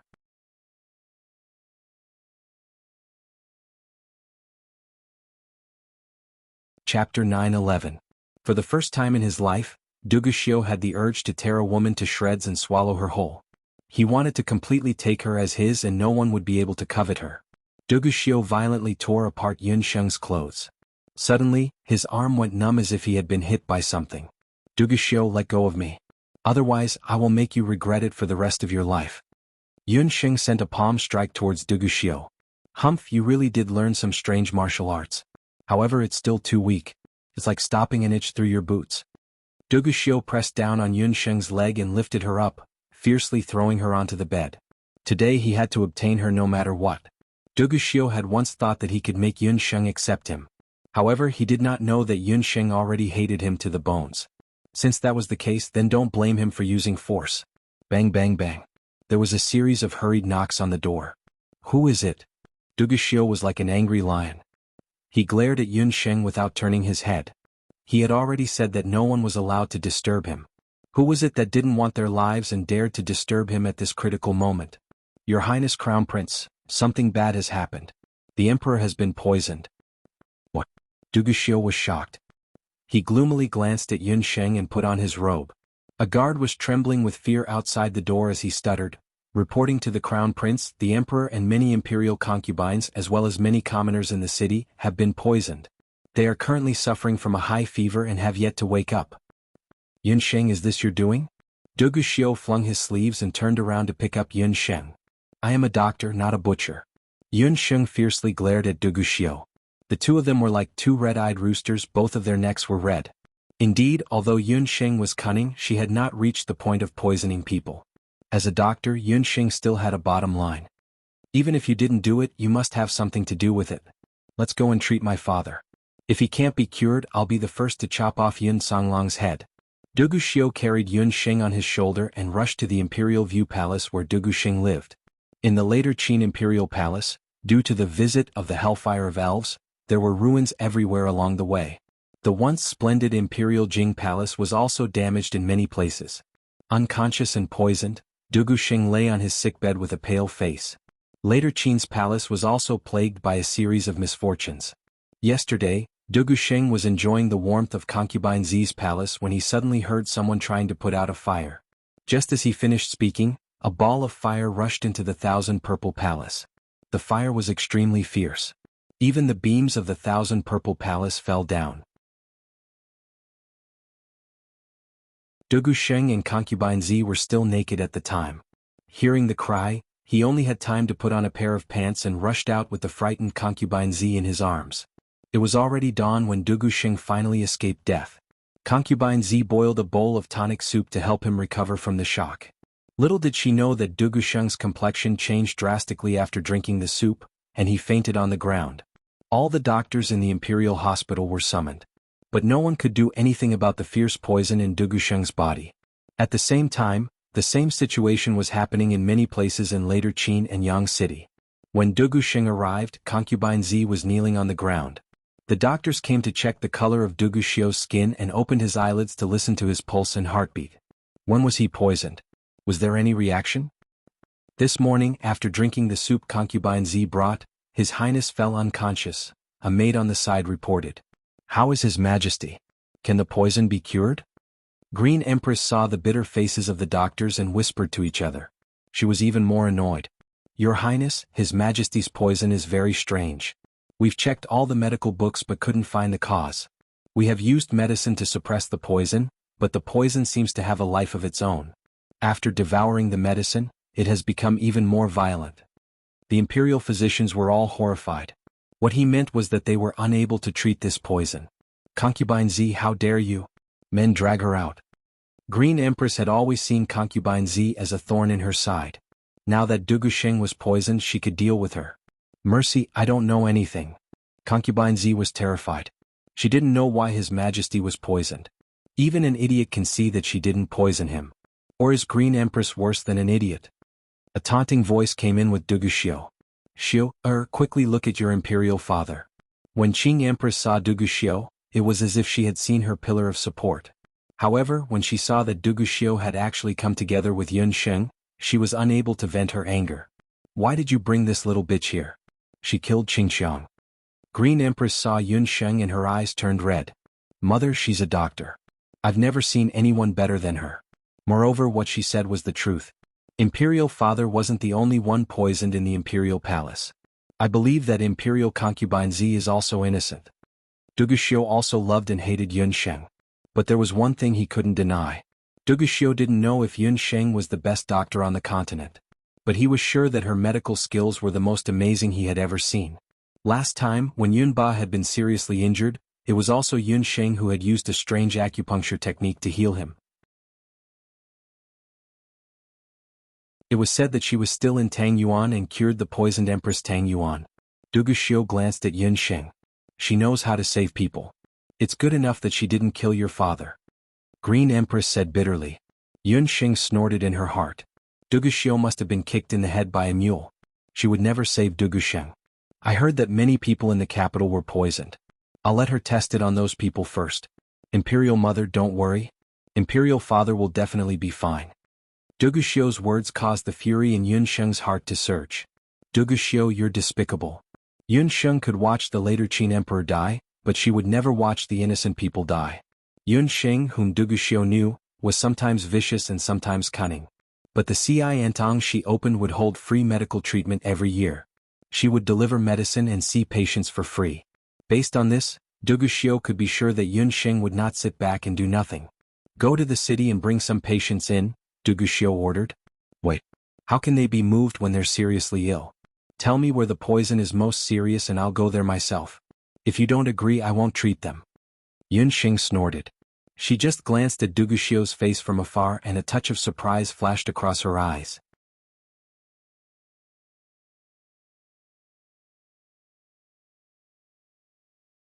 Chapter 9:12. You're just a prisoner. How dare you bargain? His Majesty's life is at stake. You can't be so presumptuous. Qing Ho's face was red with anger. Nobles, generals, and ministers all have the guts. Whose life is not a life? Or are you saying that there are so many imperial physicians here that you can't even afford to waste an hour? I'm presumptuous because I have the ability. I'll be honest, I'm the only one who can cure Du Sheng's poison. Whether you want to treat him or not, Qing Ho, you should consider it carefully. Yun Sheng sneered, her eyes full of disdain. She was mocking Qing Ho for not caring about the lives of the people and mocking the later Qing doctors for their incompetence. Her words made Qing Ho's face turn red. "You bitch." The more Qing Ho looked at Yun Xing, the more she found her an eyesore. Her long nails reached for Yun Xing's face. "Mother, I'll take her away." Duguxiu pulled Qing Ho away, glanced at Yun Xing and walked up to her. He grabbed her wrist and dragged her out of the palace, ignoring Qing Ho's clamor. Duguxiu walked all the way to the outskirts of the imperial city before stopping. "Yun Xing, you'd better not try to escape. Yun Canglong, Donghuang Linger and a group of hunters are in my hands. If you dare to escape, I'll kill one person every hour." Duguxiu lowered his voice and whispered in Yun Xing's ear. Duguxiu was very alert. This poisoning incident was not so simple. It must have something to do with the Dongchuan incident and Yun Canglong's rescue. After saying that, he stuffed Yun Xing into the carriage. He rode on a horse and followed the carriage to Fengdu, the place where the poison was the most serious. This time Duguxiu was right. The poisoning incident in Fengdu was indeed related to Yun Xing. To be more precise, it was related to the continent's elite magician camp. Yun Xing had only glanced at Duguxiu, and his complexion and condition looked no different from that of a normal poison patient. But according to the imperial physicians, this poison was special. Yun Xing's understanding of poisons was much less than that of herbs. However, among all the poisons in the world, there weren't many that could devour the power of a pill and turn it into poison. Yun Xing called this poison a living poison. Poisons were also divided into several types. The so-called deadly poisons were just ordinary poisons. As for the so-called living poison, it was something that could not be directly cured by medicinal pills. For a poison like this, let alone the later Qin imperial physicians, even if the experts from the Medicine Emperor Pavilion were here, they wouldn't be able to tell what was wrong with it. This was because this poison could only be concocted by Master Shi Huang and his personal disciple, Abandon. As for Yun Xing, she had seen this poison before because she was good friends with Qi. She recognized it at a glance. Coincidentally, Yun Xing also knew how to treat this poison. She was certain that it wasn't a coincidence that this poison appeared in later Qin. The dark gold instructors must have learned that she was trapped in later Qin and came to rescue her. Only someone like Master Shi Huang, who didn't play by the rules, would poison the later Qin imperial palace and Jianghu to save people. The carriage sped past and stopped on a street in later Qin. Yun Xing jumped off the carriage and Duguxiu stopped his horse. Looking over, Yun Xing and Duguxiu both frowned. They didn't expect there to be such a place in later Qin's imperial capital. Overgrown weeds, dilapidated houses, and a group of sallow and emaciated children surrounded the carriage with bare feet. Not far away, some people were lying on the ground, moaning in pain. This area was located in the old district of later Qin, commonly known as the Rebel Village. There were no medical centers and no money to hire a doctor, so this was the place with the most severe poisoning in later Qin. Nearly half of the people on this street had been poisoned. "Get out of the way, don't be rude. You rebels, get out of the way when you see the crown prince." The guards of later Qin were afraid that these filthy people would anger the crown prince, so they pulled out their swords and slashed at the nearest child. Puff! A small stone hit the saber. The guard felt a tremor in his hand, and the sword fell out of his hand and rolled to the ground. Duguxiu, as the crown prince, this is the first time you've seen such a situation. Corpses are still everywhere under the feet of the emperor. A guard with a sword actually slashed at a child. Later Qin really deserves to be called the most powerful country. Yun Xing sneered and jumped off the carriage. A thin layer of red appeared on Duguxiu's face. It was unknown whether it was because of shame or something else. "All soldiers, listen to my order. Don't use force or you'll be punished by military punishment. Go and find the people with the most severe poisoning." Duguxiu glared at them with a dignified manner. The iron-blooded guards were all silent, and no one dared to say anything. After searching for a while, a guard came forward. Reporting to the crown prince, "The family in front of the street has the most severe poisoning. It's said that they're on the verge of death and won't be able to hold on much longer. Quick, I'll go and take a look." Yun Xing and Duguxiu rushed to the corner of the street. It was a low straw hut, and it looked like it would be difficult to even enter. "I'll go in." Yun Xing wanted to go in. "This crown prince will go with you." Duguxiu pushed the door open and a moldy smell hit him in the face. He couldn't help but frown. Patients can't be exposed to the wind. Moreover, you're so big, how can you stand when you go in? The house is going to collapse. Yun Xing pushed Duguxiu out in a bad mood. Duguxiu was suspicious and he glanced inside the house. The house was very narrow, and the straw hut was only a few square meters in size. There was only a worn-out wooden table and a bed. On the bed in the house, there was a person covered with worn-out bedding. The person didn't look big and he didn't look like a strong man. One of the patient's hands was exposed under the bedding, and he looked like an old man who was only skin and bones. Duguxiu looked inside the house again, and there were no other windows or passageways. Even if Yun Xing wanted to escape, it was impossible. Moreover, Yun Songlong and the others were still in his hands, and Yun Xing's yearning in dreams had not been removed, so she couldn't escape. Thinking of this, Duguxiu retreated out of the house with relief. Yun Xing immediately closed the door. She walked to the bed and looked at the bedding and she hesitated. Mentor Shi Huang? Yun Xing's hand had just touched the bedding when it was suddenly lifted by someone. She only felt that the world was turned upside down, and she was about to cry out in surprise when there was a trace of wetness on her lips. Immediately after, a familiar aura attacked her from all directions. The man's lips were cold and trembling. His tongue nimbly drilled into her lips. Yun Xing, who wanted to resist, felt her face burn as if it was on fire, and her heart felt like it was going to jump out of her chest. The same aura, the same hot kiss, she couldn't help but close her eyes. After a while, just when Yun Xing thought that she was going to suffocate, the man reluctantly let go of her lips, and there was a low laughter in her ear. "Little wild cat, you still taste so sweet."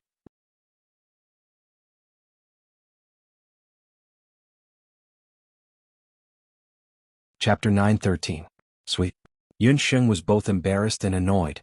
She pushed the person away forcefully. In the small thatched hut, Yun Xing was dumbfounded. Her mouth was in an O shape as she stared at Yi Baiming. The person who crawled out from under the blanket had grayish-brown hair. His face was filled with wrinkles and his back was hunched. He was even shorter than her. However, that familiar voice and the unique fragrance on Yi Baiming's body that was like grass and pine leaves were definitely not wrong. The old man's lips curled up into a familiar smile. He wiped his face and took off a mask that was as thin as human skin, revealing Yi Baiming's handsome face. He stretched his muscles and bones again. After a series of low crackling sounds, his body began to change rapidly. The patient, that looked thin and weak under the blanket, suddenly expanded and revealed his normal height. As for Yi Baiming's skin and limbs, they were all covered in an exaggerated sickly yellow color. "Night Fox, why are you here?" Yun Xing had indeed purposely found this thatched hut because she believed that the dark gold instructor would have left some clues here. However, she didn't expect that the person hiding under the blanket was actually Yi Baiming. This prince's fiancé secretly wanted to marry another man behind this prince's back. If this prince didn't rush over, this green hat would definitely be worn. Yi Baiming licked his lips suggestively. Between his lips, there was still the scent of a wild kitten. Who made you a green hat? There's nothing between Duguxiu and me. No, why do I have to explain? You've already divorced me. Yun Xing was both embarrassed and angry. She was always at a loss for words whenever she met this rascal. Yi Baiming was the one who announced the divorce to the world. This prince has never acknowledged it. Furthermore, even if I divorced you, this prince can still marry you. Yi Baiming shrugged his shoulders shamelessly. Who wants to marry you? Why are you here? Duguxiu's men are all outside. Hurry up and leave. Yun Xing admitted. When she saw Yi Baiming, she felt a trace of sweetness in her heart. However, she soon realized how rash Yi Baiming's actions were. Yi Baiming had always been cautious and never acted rashly. This time he directly snuck into Jianghu. This was clearly a far cry from his usual style of doing things. After Yi Baiming left Jade Capital, he rushed to Fengdu. Along the way he contacted the Dark Gold Instructor. He found out that the Dark Gold Instructor had discussed with Instructor Shi Huang. In order to save Yun Xing, they would sneak into Jianghu and poison the local water sources and even the Imperial Palace as well. This kind of poison wouldn't take a person's life, but it would cause them to fall unconscious and have a high fever. It was Instructor Shi Huang's unique poison and normal doctors wouldn't be able to treat it. As long as Yun Xing was still in the Imperial Palace, she would definitely go and diagnose the moment the poison flared up. With her eyesight, she would definitely be able to tell that the poison was related to Instructor Shi Huang.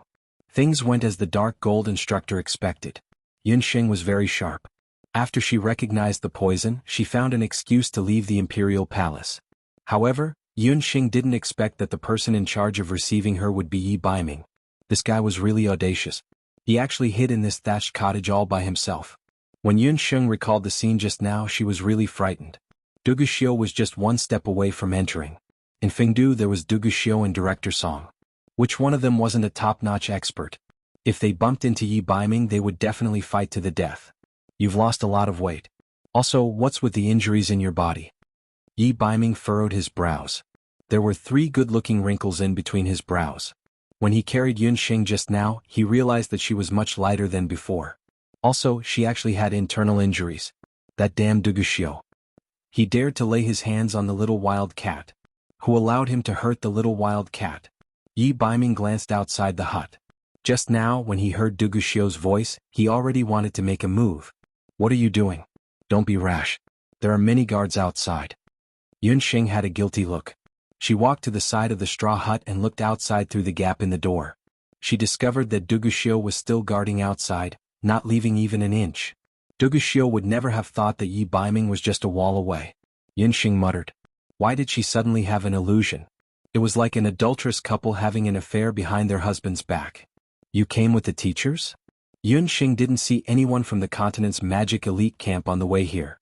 They are all nearby and have disguised themselves.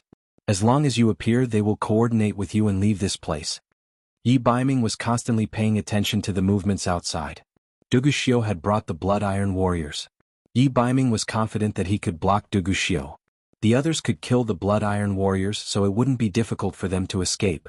His main goal this time was to save Yun Sheng. No, I can't leave. Second uncle and Ling are still in their hands. Also, Duguxiu put a strange poison in my body. Yun Sheng hesitated for a moment, then swallowed. If the poison isn't cured, I can't leave him in this life. After Yun Sheng finished speaking, she lifted up her clothes and revealed her arm. The silver snake symbol on her delicate arm looked strangely dazzling. In order to save time, Yun Sheng told Yi Baiming about her poisoning, as well as the situation when the poison flared up recently. Hearing that Yun Sheng had been in pain for several days in the heavenly prison because of this, Yi Baiming let out a muffled groan. In his gray eyes, waves of anger surged as if a storm was coming. Damn it, she actually suffered so much and he didn't know about it at all. He stared at the silver snake symbol on Yun Sheng's arm, feeling extremely depressed. In Yi Baiming's heart, a thought became stronger and stronger. He wanted to rush out and fight with Duguxiu. He wanted to dig out the heart of Duguxiu who coveted Yun Sheng. However, his rationality quickly won over his impulse. In a situation where he didn't have absolute confidence in subduing Duguxiu, any rash actions could lead to a huge loss. So I can't leave. You should leave with the teachers first. Yangdou isn't a place where you can stay for long. Furthermore, Yiqing Tian is still looking for you. I can handle the matters here alone. Yun Sheng persuaded Yi Baiming. She knew how difficult Yi Baiming's current situation was. She didn't want to add any more difficulties to him at this time. Yi Baiming remained silent for a moment. Then he stretched out his long arms and unexpectedly hugged Yun Sheng. Yun Sheng wasn't prepared and bumped into his hard chest. Because they were so close, with only a layer of clothes between them, she could feel the unique masculine aura of the man. She could even hear Yi Baiming's steady and powerful heartbeat. In the straw hut, the temperature suddenly rose by a few degrees. Yun Sheng only felt that it was difficult for her to breathe again. Yi Baiming's firm chin rested on her forehead. His voice was low and slightly hoarse. Little wild cat in front of me, you don't have to force yourself. If you're tired, I'm here for you. Sweet Dead 2333.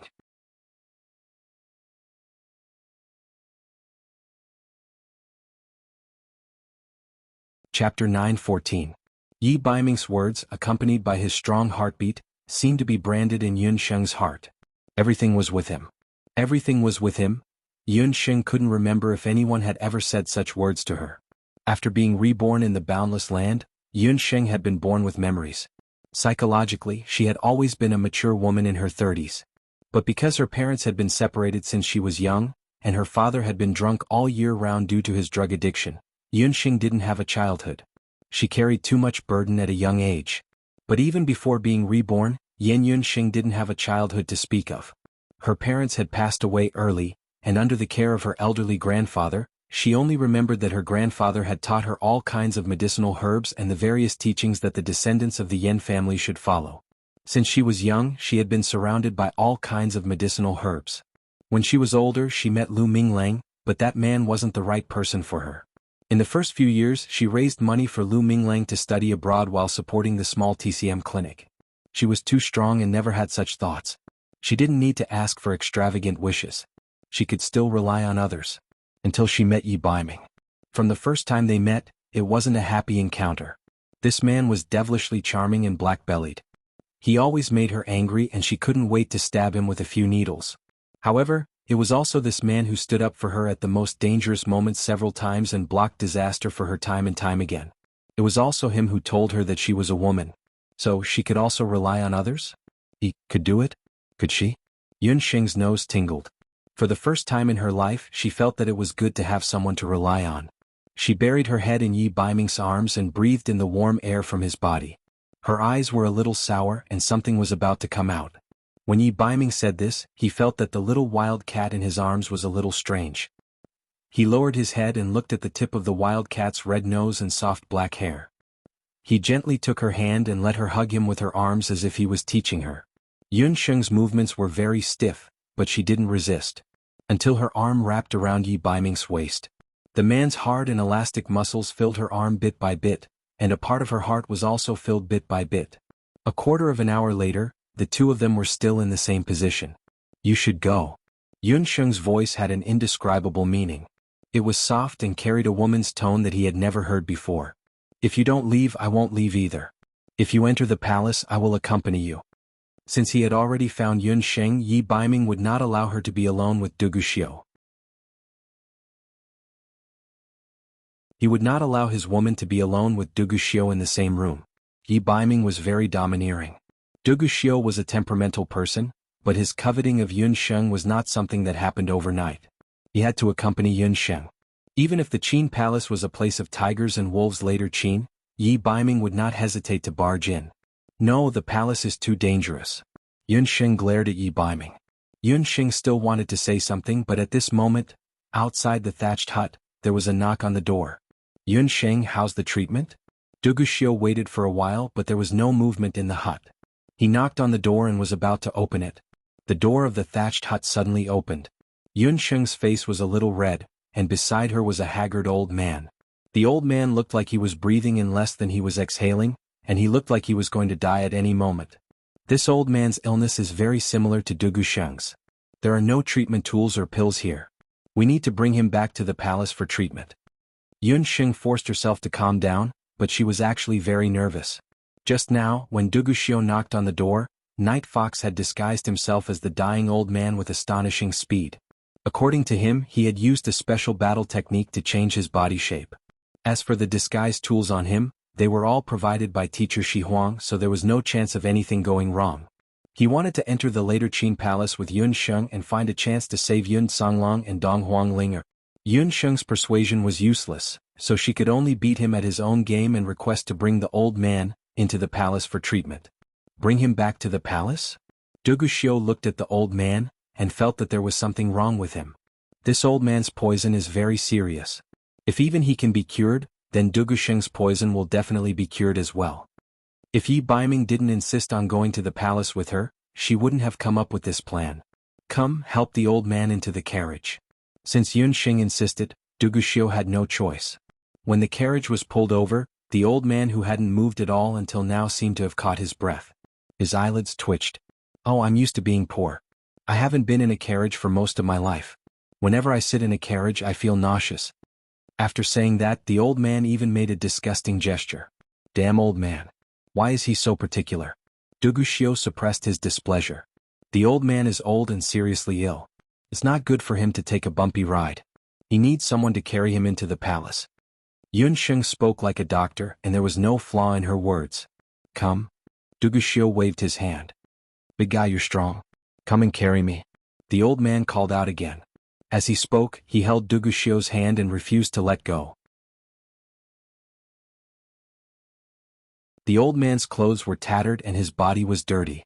With this grab, all the dirt on his body was smeared on Du Guxiu's sleeve. Yun Sheng found it funny. Yi Baiming was so bad. He knew that Du Guxiu had a bad temper and couldn't bear to see dirty things. But he still wanted Du Guxiu to carry him. He was obviously taking the opportunity to take revenge.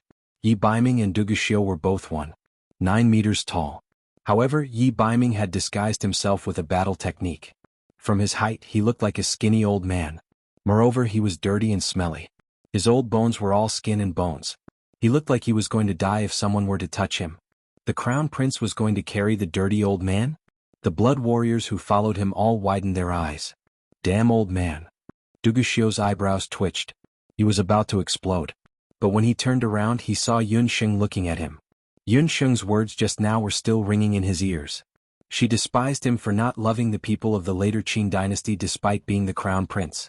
No matter what, he had to save some face. Thinking of this, Duguxio walked in front of the old man and unwillingly lowered his body.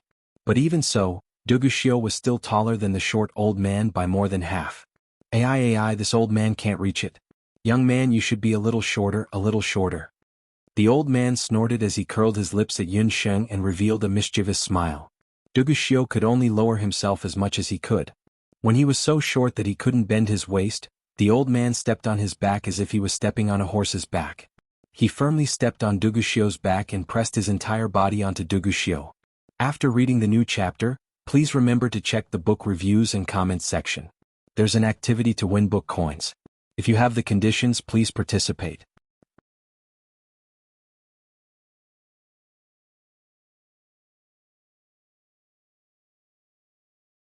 Chapter 9:15.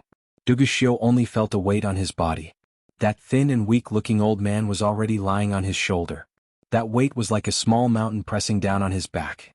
Even with Duguxio's cultivation, his body couldn't help but sway, and he almost fell to the ground. Damn it, there was something wrong with this weight. If he hadn't seen that old man with his own eyes, Duguxio would never have imagined that a thin and weak old man's body was actually heavier than a 200-gene strong man. What was worse was that the old man's two hands were like dry firewood. At this moment they were tightly gripping his neck.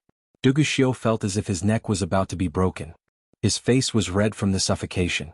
He had an impulse to throw this old man out. Your Highness, you look very tired. This is a sign of kidney deficiency. A doctor has the heart of a parent. I have already advised you that there are hundreds of women in the Crown Prince residence, so you can't overwork yourself.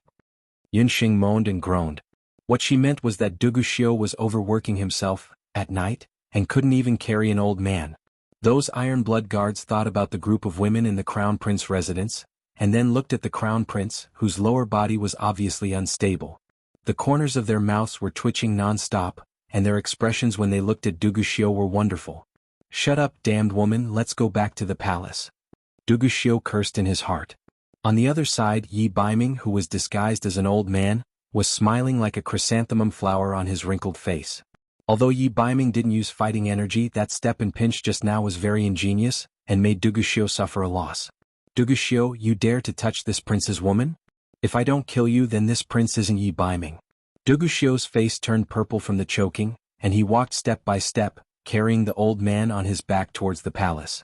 The Iron Blood guards protected Duguxio, and Yunsheng followed behind them, all the way to the palace. After they walked far away, a few people peeked out from a few inconspicuous corners of the street. What's going on? Why didn't Dark North Lord save Yunsheng? Instead he went back with Duguxio. The few people who were hiding in the dark were the mentors of the Continental Magic Elite Camp, Goofing, and the others. They had planned meticulously and even poisoned the wells in the city in order to lure Yunsheng out. Who would have thought that even though they were waiting for her, Yi Baiming would change his plans at the last minute? He didn't follow their plan and immediately leave with Yunsheng. No one knew what those two were up to. The few of them entered the straw hut and saw a piece of paper left under the bedding. There were a few sentences written on it, which explained Yunsheng's current situation. Yi Baiming would follow her into the palace and think of a way to save Regiment Commander Yun and the others who were tied up. Yunsheng also wrote in the letter that she wants us to go to the general's residence in the city to save a woman called Hu Sheng. After the Dark Gold Mentor finished reading the letter, he didn't hesitate any longer. The few of them immediately discussed how to go to the general's residence to save the people. Ever since Qin Qiong's death, Qing Meng was like a frightened bird. Previously he was still coveting Hu Sheng's beauty, but now he only felt that Hu Sheng was a hot potato. After thinking about it, he still felt that it was best to send Hu Sheng to the Crown Prince's residence. Hu Sheng's appearance was very similar to the future Crown Princess, and she might be able to please the Crown Prince. Qing Meng escorted Hu Sheng onto a horse carriage and rushed towards the palace. He had a lot on his mind and didn't notice that when he boarded the horse carriage, the coachman driving the carriage wasn't the Qing residence's usual coachman. The coachman lowered the brim of his hat and waved his whip. The horse carriage shuttled through the streets and alleys of Fengdu. Halfway through, the horse carriage let out a hissing sound. Many small snakes crawled into the carriage's windows and curtains. Qing Meng was bitten until he screamed in pain. Hu Sheng, who was beside him, was so frightened that his face turned pale. However, those snakes were also strange. They all attacked Qing Meng alone. When Qing Meng's voice became softer and softer, and his last breath was gone, the curtains of the horse carriage opened and Mentor Shi Huang came in. "Tsk, what a meal. Little snakes, you're in for a treat." Mentor Shi Huang was all smiles. When he blew his snake flute, those small snakes immediately disappeared like the ebbing tide. You're who? Only then did Mentor Shi Huang notice that there was a person curled up in the corner of the horse carriage. However, when he took a closer look and saw Hu Sheng's appearance, Mentor Shi Huang was speechless for a moment. My goodness, this woman looks exactly like Yun Sheng. Gufeng, who was disguised as a coachman, also came in to take a look. When he saw Hu Sheng, everyone was very shocked. Who are you people? Hu Sheng still hadn't recovered from the fright just now. She rarely saw people, and this group of people seemed to know Yun Sheng. They didn't look like bad people. We can't stay here for long. Gufeng Qi, follow Yun Sheng's instructions and send this lady out of Jianghu. The dark gold instructor was astonished and couldn't help but take a few more glances at Hu Sheng. Qi also looked at Hu Sheng absent-mindedly. Only when Gufeng nudged him did Qi retract his gaze. Not long after Hu Sheng was sent out of the residence, Madame Qi Bai brought a group of people and rushed to the general's residence. After searching for a while, Madame Qi Bai couldn't find Hu Sheng. After learning that Director Song already knew about Hu Sheng, Madame Qi Bai was very nervous, afraid that Director Song would punish her. Fortunately, she soon discovered that Director Song didn't intend to reveal this matter. He only wanted Madame Qi Bai to find Hu Sheng as soon as possible. Madame Qi Bai also went through a lot of twists and turns before finding out that Hu Sheng was auctioned off by Yun Sheng. Then he fell into the hands of the Qing siblings. She hurriedly returned to the later Qing imperial palace and found Director Song in the prison. Lord Song, we couldn't find the celestial fox people's saintess. The people in Qing Meng's residence said that Qing Meng took her out of the residence early in the morning. We don't know where they went. Madame Qi Bai's face was full of fear. Bastard, even if we have to turn the entire later Qing upside down, we still have to find Hu Sheng. If he's alive, I want to see him. If he's dead, I want to see his corpse. Director Song reprimanded. Lord Qi Bai doesn't understand. Hu Sheng is only a good-for-nothing. It doesn't matter whether she's here or not. Madame Qi Bai didn't understand. What do you know? What we need is a good-for-nothing saintess. If Hu Sheng goes missing or dies, the celestial fox people will have to find a new saintess. Once they find someone who can awaken the beast god's inheritance. Director Song coldly said. The celestial fox tribe had declined for many years. Most of the beast clans had already forgotten how powerful they were. However, Director Song was born in the Black Chelan tribe. The Black Chelan tribe was different from the other Bakra orcs. Only the Black Chelan tribe would know how terrifying the power of the Celestial Fox tribe was. There were 2 penguin group numbers at the end of Wenwen's introduction. Book friends are being recruited. The holidays have ended. Work and study have been hard. Jiao.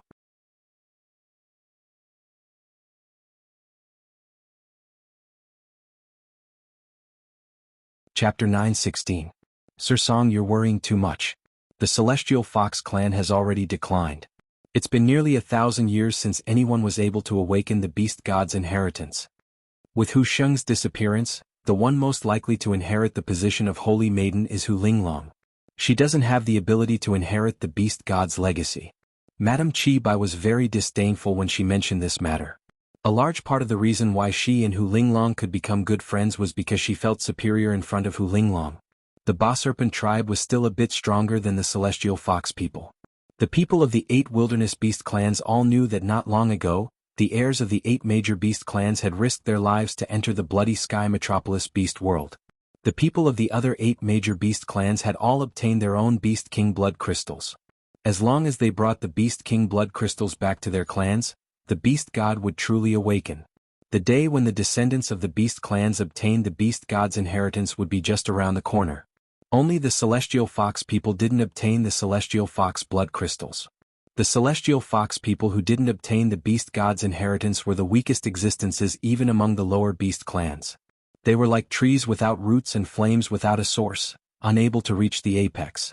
In the next Bahuang competition, needless to say, the celestial fox people would be at the bottom again. Director Song had some impression of Hu Linglong. This woman was cunning and blinded by greed, but she didn't have much ability. This kind of person, as long as a little temptation was given, was easier to control than Hu Sheng, who didn't know the ways of the world. Since we can't find Hu Sheng, we'll spread the news that she was trapped in the Big Dipper auction and was bought by a human aristocrat. Even if she's alive, she won't be able to return to the celestial fox people. Director Song's face darkened. When Madame Chi Bai heard this, she was slightly startled. A chill rose from the bottom of her heart. Director Song's intentions were truly vicious. As the saintess of the celestial fox people, Hu Sheng was bought at a human's auction. This meant that, in this way, even if Hu Sheng did not die and was sent back to the celestial fox people, what awaited her was only a cruel execution according to the clan's rules. Yes, Chi Bai will do it right away. Chi Bai felt a chill in her heart. Chi Bai was just about to leave. Ba, sinister and cunning, lowly and thick-skinned, male beast, female beast. Exaggerated curses drilled into Director Song in Chi Bai's ears. As Lord Song, what is this? Madame Chi Bai turned around and saw a pink egg locked up in the prison. The egg's appearance was very strange. It had a pair of wings and was slightly bigger than a baby. Its 2 wings were hung upside down in the cell by 7 or 8 black iron chains. For the past few days, Director Song had been in prison. Chi Bai thought that it was because of the prison break last time. Who knew that he was actually interrogating this oddly shaped egg? It turned out that a few days ago Dugu Xiu brought the puffed egg back to Jianghu.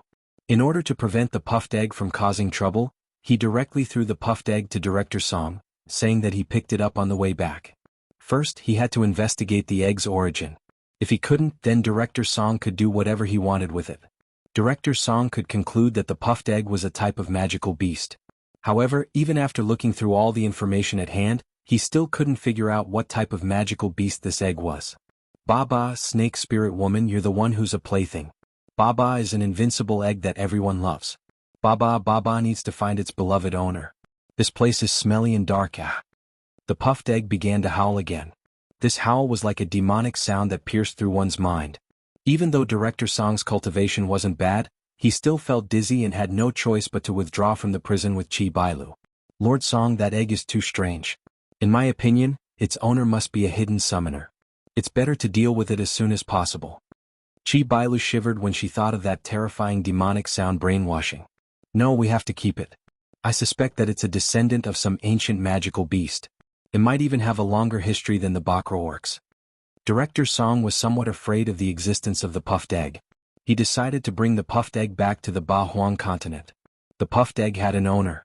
This proved that it must be a summoner's summoned beast. However, its rank and species were unknown. Every time Director Song wanted to interrogate it, the puffed egg would howl. Director Song couldn't resist the demonic sound brainwashing and had no choice but to give up. Not only that, the puffed egg's strength was incomparably great.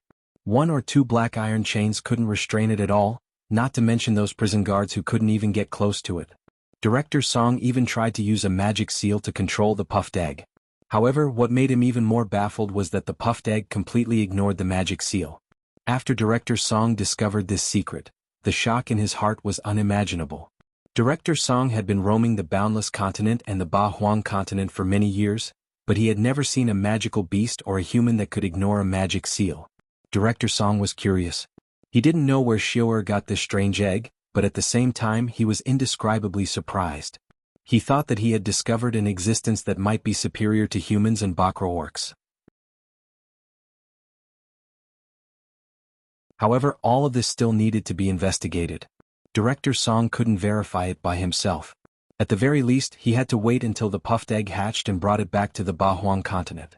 However, before that, Director Song had to make sure that the owner of this magical beast egg wouldn't come looking for him. In the Imperial City, Dugu Xiu carried the old man on his back and walked for more than half an hour before arriving at the Imperial View Palace. You bitch, you actually made Xiu'er carry this dirty old thing. Qing Ho saw that her son was sweating profusely and was even more tired than when he was training. She knew that it was Yun Sheng's doing. Mother, forget it. How is father?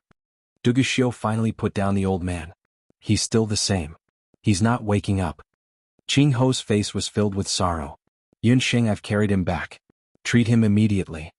Duguxiu urged Yun Sheng. I'll write a prescription first. Make 2 portions of each herb according to the prescription. 1 portion will be used to treat the old man, and the other portion will be used to treat Duguxiu. Yun Sheng calmly wrote down a prescription. Duguxiu looked at it and frowned. There were as many as 30 to 40 herbs in the prescription. Most of them were of the holy grade and were very expensive. Father's illness needs so many herbs. Can't you use your special acupuncture technique to treat it directly? Duguxiu was doubtful. He remembered that last time, Yun Sheng cured Yun Ba's injury with just a few needles. Duguxiu wasn't sure if the herbs written on the prescription were available in the later Qin palace. It would take a lot of time just to gather these herbs. No matter how he looked at it, Duguxiu felt that Yun Sheng was stalling for time. Prince Dugu, are you the doctor or am I the doctor? Or is it that the big later Qin palace can't even gather dozens of herbs? Yun Sheng looked impatient.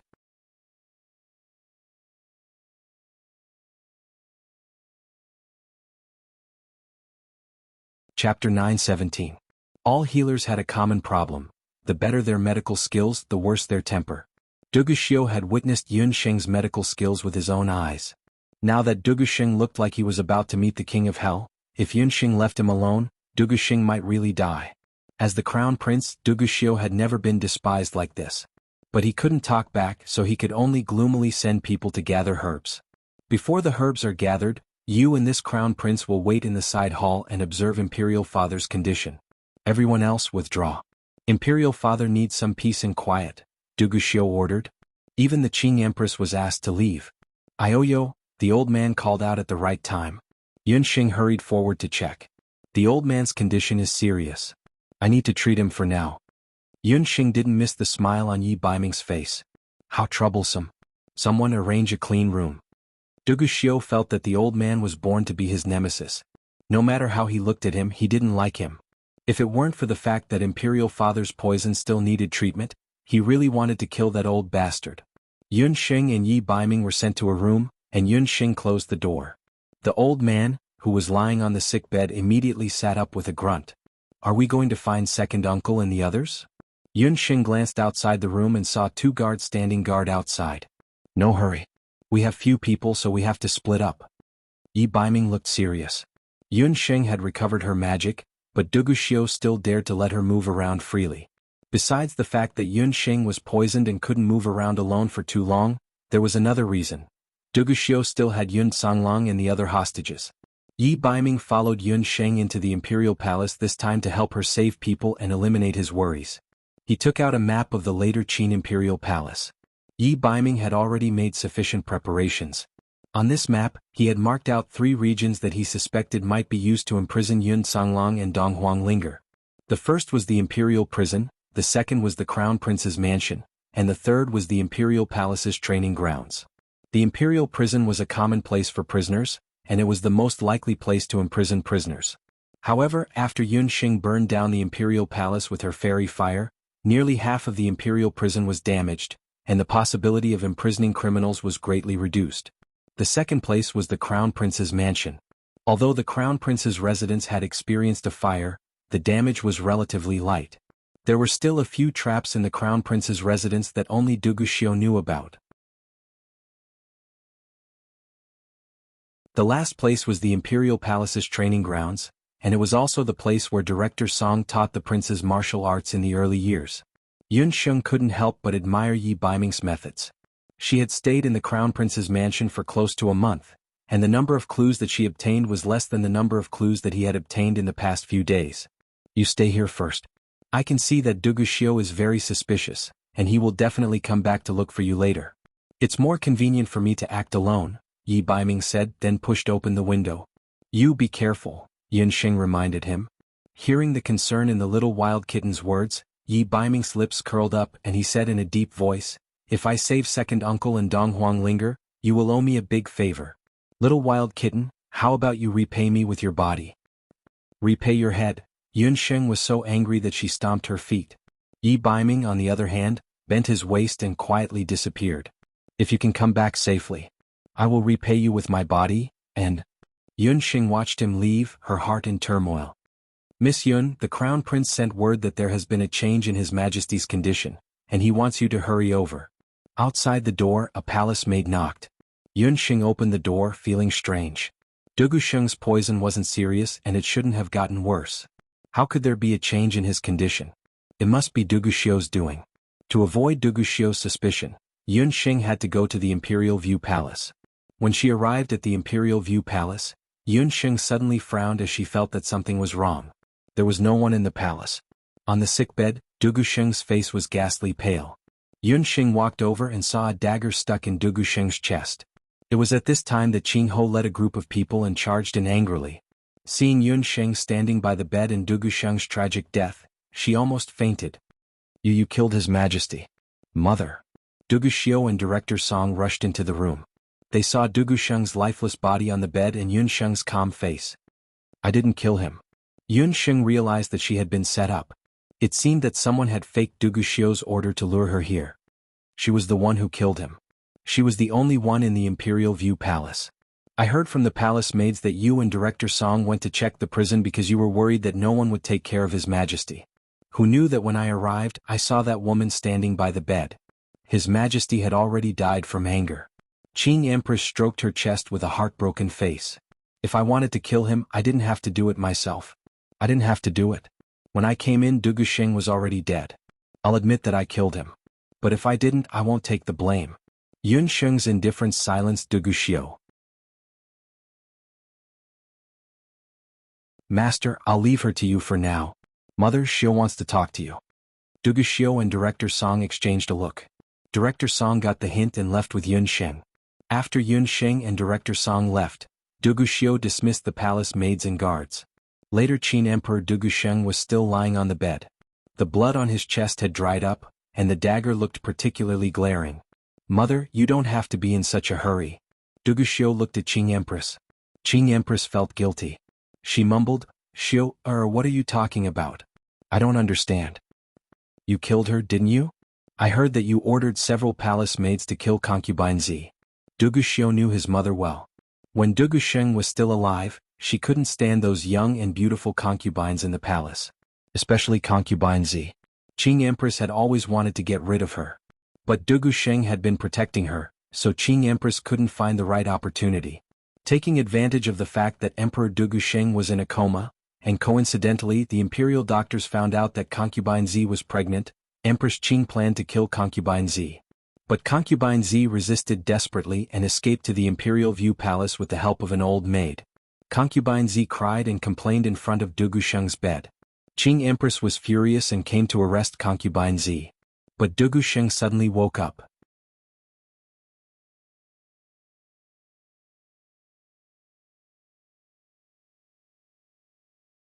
Chapter 9:18. Seeing her scheme exposed, Qing Empress made up her mind to execute concubine Z. Unexpectedly, Du Guxiang scolded Qing Empress, Qing Ling, you vicious woman. Don't think you can do whatever you want just because I made Xiao the crown prince. You've killed so many of my women over the years. Concubine Z is my favorite. This time I won't let you harm her and her son. Once I recover, the first thing I'll do is to depose you. Empress Qing was so angry that she almost choked. She said with jealousy, Your Majesty, you said that Imperial Concubine Z is your beloved? Haha, back then, when you doted on me, you clearly told me that I was the one you loved the most. Qing Ling, how can you compare to Concubine Z? She's from a noble house. What about you? You're just a lowly maid. Back then, I was bewitched by your beauty. That's why I took advantage of you when I was drunk. I've doted on you and the Qing clan over the years, but you're still not satisfied. Du Guxiang had long lost his love for Qing Empress. The reason why he still kept the Green Empress position as Empress was partly because of Du Guxiao. Ah, what a heartless Du Guxiang. Well, I've gotten over it. Thanks to your Majesty, Xiao and I have been able to live smoothly these years. Since your Majesty wants to depose me, I might as well tell you something. Qing Empress was so angry that she laughed. Madness flashed across her enchanting eyes. Xiao isn't your son. He's the flesh and blood of He Yao, the leader of the Dark Qilin clan. You've been a cuckold for 20 years. Du Guxiang, you're a bastard. Qing Empress pulled out a dagger and stabbed at Du Guxiang. Poisoned, Du Guxiang couldn't resist at all. Concubine Z collapsed to the ground in fright. Qing Empress's guards held down Dugusheng, who was still struggling. Qing Empress glanced coldly at Concubine Z on the ground until Dugusheng stopped breathing. Drag this little bitch out and feed her baby to the dogs.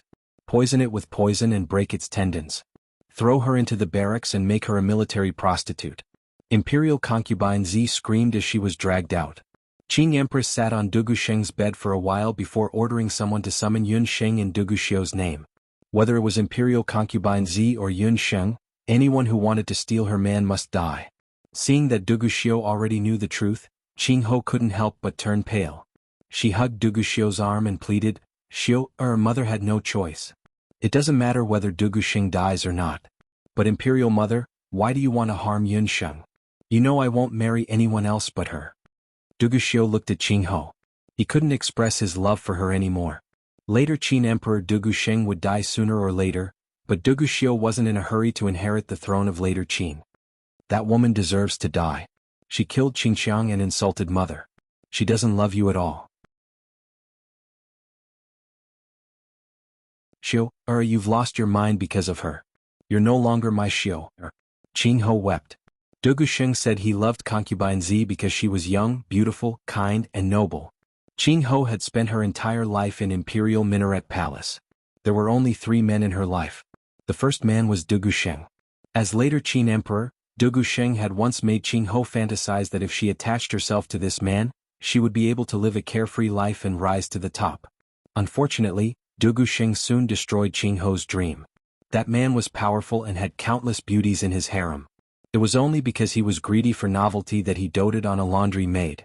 After Qingho escaped the fate of being a maid, she did not have any children. Soon, she became one of the countless women in the harem waiting for Dugusheng's favor. That was when He Yao appeared. He was Qingho's second man. Compared to Dugusheng, He Yao was even more handsome and seductive. He came from the mysterious 8 Desolation tribe. His cultivation was amazing and he had a strong body. He just happened to need a woman to pass on his heirs and plant his pawns on the boundless. Qingho and He Yao hit it off and fell in love with him. But He Yao disappointed her again. When she gave birth to Duguxiu, He Yao brought another woman with him. That woman was even more beautiful than her, and He Yao was even more infatuated with her.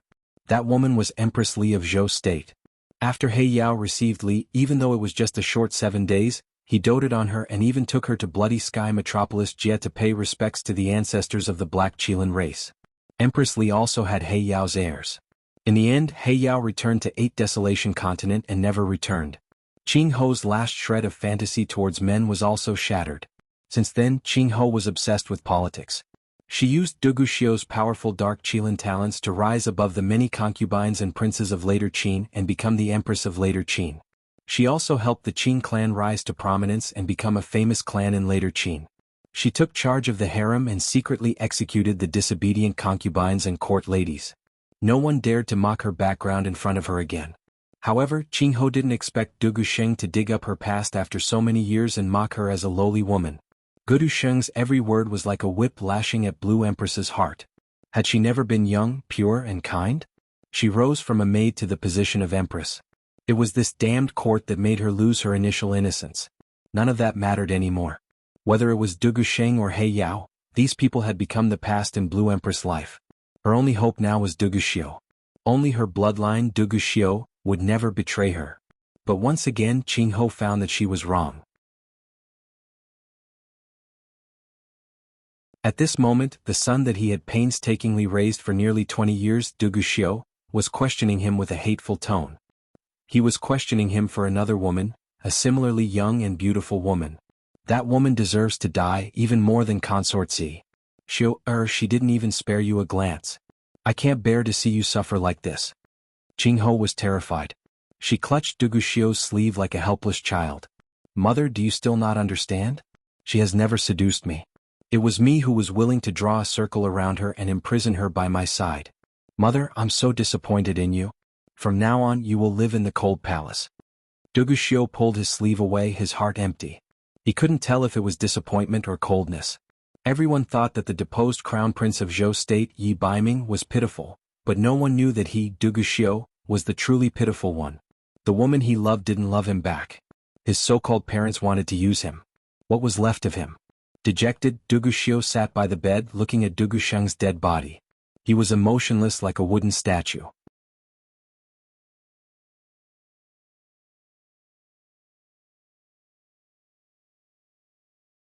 Chapter 919. Outside Imperial View Palace, Director Song was escorting Yun Sheng. "You're quite calm. Aren't you afraid that Empress Qing will really take your life?" Director Song had never seen such a woman who could remain so calm in the face of such a dangerous situation. "You and I both know who killed her." Yun Sheng recognized the road and realized that Director Song was bringing her to the palace's training field. Could it be that second uncle and the rest were also imprisoned in the training field? Yun Sheng couldn't help but feel anxious. Yi Baiming had listed 3 possible places where second uncle and the rest could be imprisoned, and the training field was one of them. Right now she didn't know where he had gone first. If Director Song brought her to the training field at this time and bumped into Yi Baiming, it would be terrible. Yun Sheng was secretly anxious, thinking about how to lure Director Song away. Previously, Director Song didn't understand why Duguxiu was so infatuated with Yun Sheng. However, after interacting with Yun Sheng a few times, he realized that this woman wasn't ordinary. Not only did she have amazing talent and magic, but her temperament was also different. This woman was at most 15 or 16 years old, but in terms of thinking, she was comparable to an elder like Director Song who had experienced the vicissitudes of life. He really didn't know what kind of family could raise such a woman. Duguxiu was relentless in his pursuit of her, but she didn't care at all. Just now in Imperial View Palace, she also calmly dealt with the framing. Yun Sheng, this person could be said to be flawless. The more it was like this, the more Director Song sighed. On one hand he wanted to bring Yun Sheng and Duguxiu together, but on the other hand he was worried that Yun Sheng would have too much influence on Duguxiu and even cause him to break away from the Black Qilin clan's control. Along the way Yun Sheng still wanted to stall for time and talk to him about other things. However, Director Song was very cautious and didn't want to say a word to her. He only escorted Yun Sheng forward. Just as the two of them arrived at the training field, outside the training field, there were already people lying all over the place. Not good. Director Song saw this and grabbed Yun Sheng with one hand before rushing into the training field. He saw that the training field was already empty. Director Song grabbed a guard who was still breathing. The guard was still breathing. He spat out a few words, "Zhou State." "Zhou State's Baiming King." Director Song's eyes almost spat fire. "Yun Sheng, you're the one behind this." "It's her." Yi Baiming arrived in Later Qin a long time ago. He saved Yun Songlong and the others a quarter of an hour ago. Hei Linlin suddenly appeared. Her arm was injured and her aura was chaotic. It seemed that she had just fought with someone.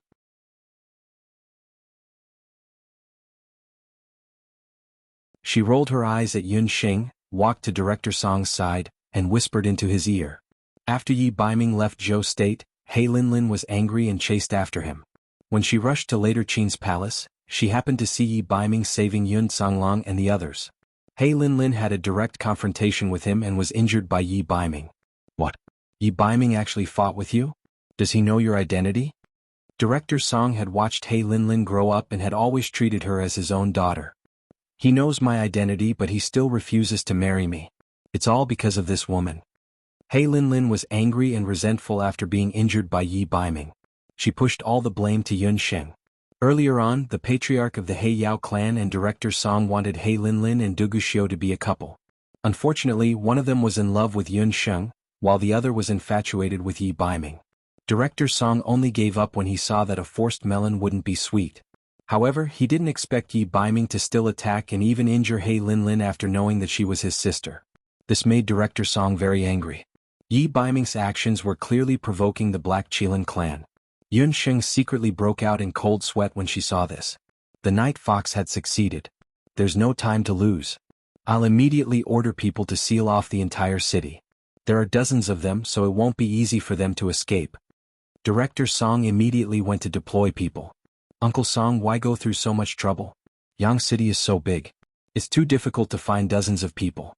In my opinion, why don't we just lure him out? This woman is the best bait." Hei Linlin glanced at Yun Sheng with a ruthless expression. "I'm afraid that won't work. Xiu won't agree to it." Director Song shook his head. Hei Linlin was currently in a fit of anger, but if she killed Yun Sheng, Duguxiu would probably fight her to the death. Yi Baiming, one of the 2 sons of Patriarch Hei Yao in the Boundless Land, was no longer under his control. If Duguxiu was the same, then the 8 desolate tribes' hopes of counterattacking the boundless land would be shattered. Uncle Song, if you knew this woman's identity, I'm afraid you wouldn't say that. You might not know, but this woman is a descendant of Celestial Fox. He Linlin walked to Yun Sheng's side and lifted her face. He Linlin only found out about this recently. Before He Linlin killed the Emperor of Zhou State, she heard him say that Yun Sheng's mother was actually a Celestial Fox. Yun Sheng was a mixed-blood Celestial Fox. What? Director Song turned pale with fright and disbelief. He couldn't help but think of Yun Sheng's profound magic that day. Celestial Fox. If she was a Celestial Fox, it wouldn't be difficult to explain why Yun Sheng had such a high magic talent. Take her away. Director Song no longer objected. Yun Sheng was very puzzled, but she vaguely guessed that Director Song's sudden change in attitude had something to do with her bloodline. You want to execute Yun Sheng? No, I won't agree. Hey Linlin, Yun Sheng is my person. It's not up to you to decide. When Duguxiu learned that Yun Sheng and the others had been rescued, he was even more surprised that He Linlin actually wanted to execute Yun Sheng. Duguxiu, what do you mean she's your person? This woman has already colluded with outsiders. She came in under your nose with Yi Biming in disguise. You're being led by the nose and you don't even know, He Linlin mocked. Duguxiu's face turned ugly. No matter what, I won't allow you to hurt Yun Sheng. Then you can watch them escape from Later Qin and let the whole world laugh at you. Qing Empress killed the Emperor of Later Qin. If you don't execute this woman, what excuse will you use to fool those officials in the imperial court? Or will you say that you want to hand over your own mother? What's more, you can't marry her. She's a descendant of Celestial Fox. You should know the rules of the Black Qilin group. He Linlin glanced at Duguxiu gloatingly. Duguxiu's body suddenly shook. Impossible. She's a human. How can she be a descendant of Celestial Fox? If you don't believe me, you can go and check. I heard that more than 10 years ago, the reason why the Zhao state wanted to kill her father was because her mother was a descendant of the Celestial Fox people. As for the rules of the clan, it's already written down. You can ask Uncle Song about this. When He Linlin saw the blood draining from Duguxiu's face, she felt a kind of carefree after taking revenge.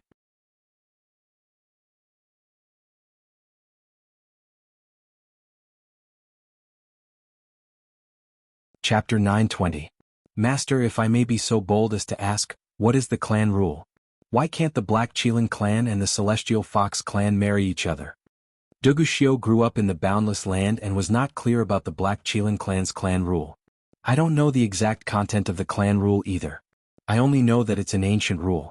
When the Black Qilin clan moved to the Boundless Land, there was already this clan rule. All the men and women in the Black Qilin clan have to follow this clan rule. Both Curator Song and He Linlin were not clear about this clan rule. The only thing they knew was that the Black Qilin clan was not allowed to marry the Celestial Fox people. This clan rule had a long history, but only the clan leader knew the specific language of the clan. Previously, there was a Black Qilin clan aristocrat who secretly wanted to take a woman from the Celestial Fox people as a concubine behind the clan leader's back. Who knew that on the day of the concubine marriage, someone secretly reported it. At that time, the Black Qilin clan leader personally went to cripple the cultivation of that Black Qilin clan aristocrat. After that incident, no one dared to disobey the clan rule anymore. Master, if there is no specific reason, even if I have to disobey the clan rule, I still want to marry her. Even if I don't want the throne of the later Qin dynasty. Duguxiu was still unwilling to give up.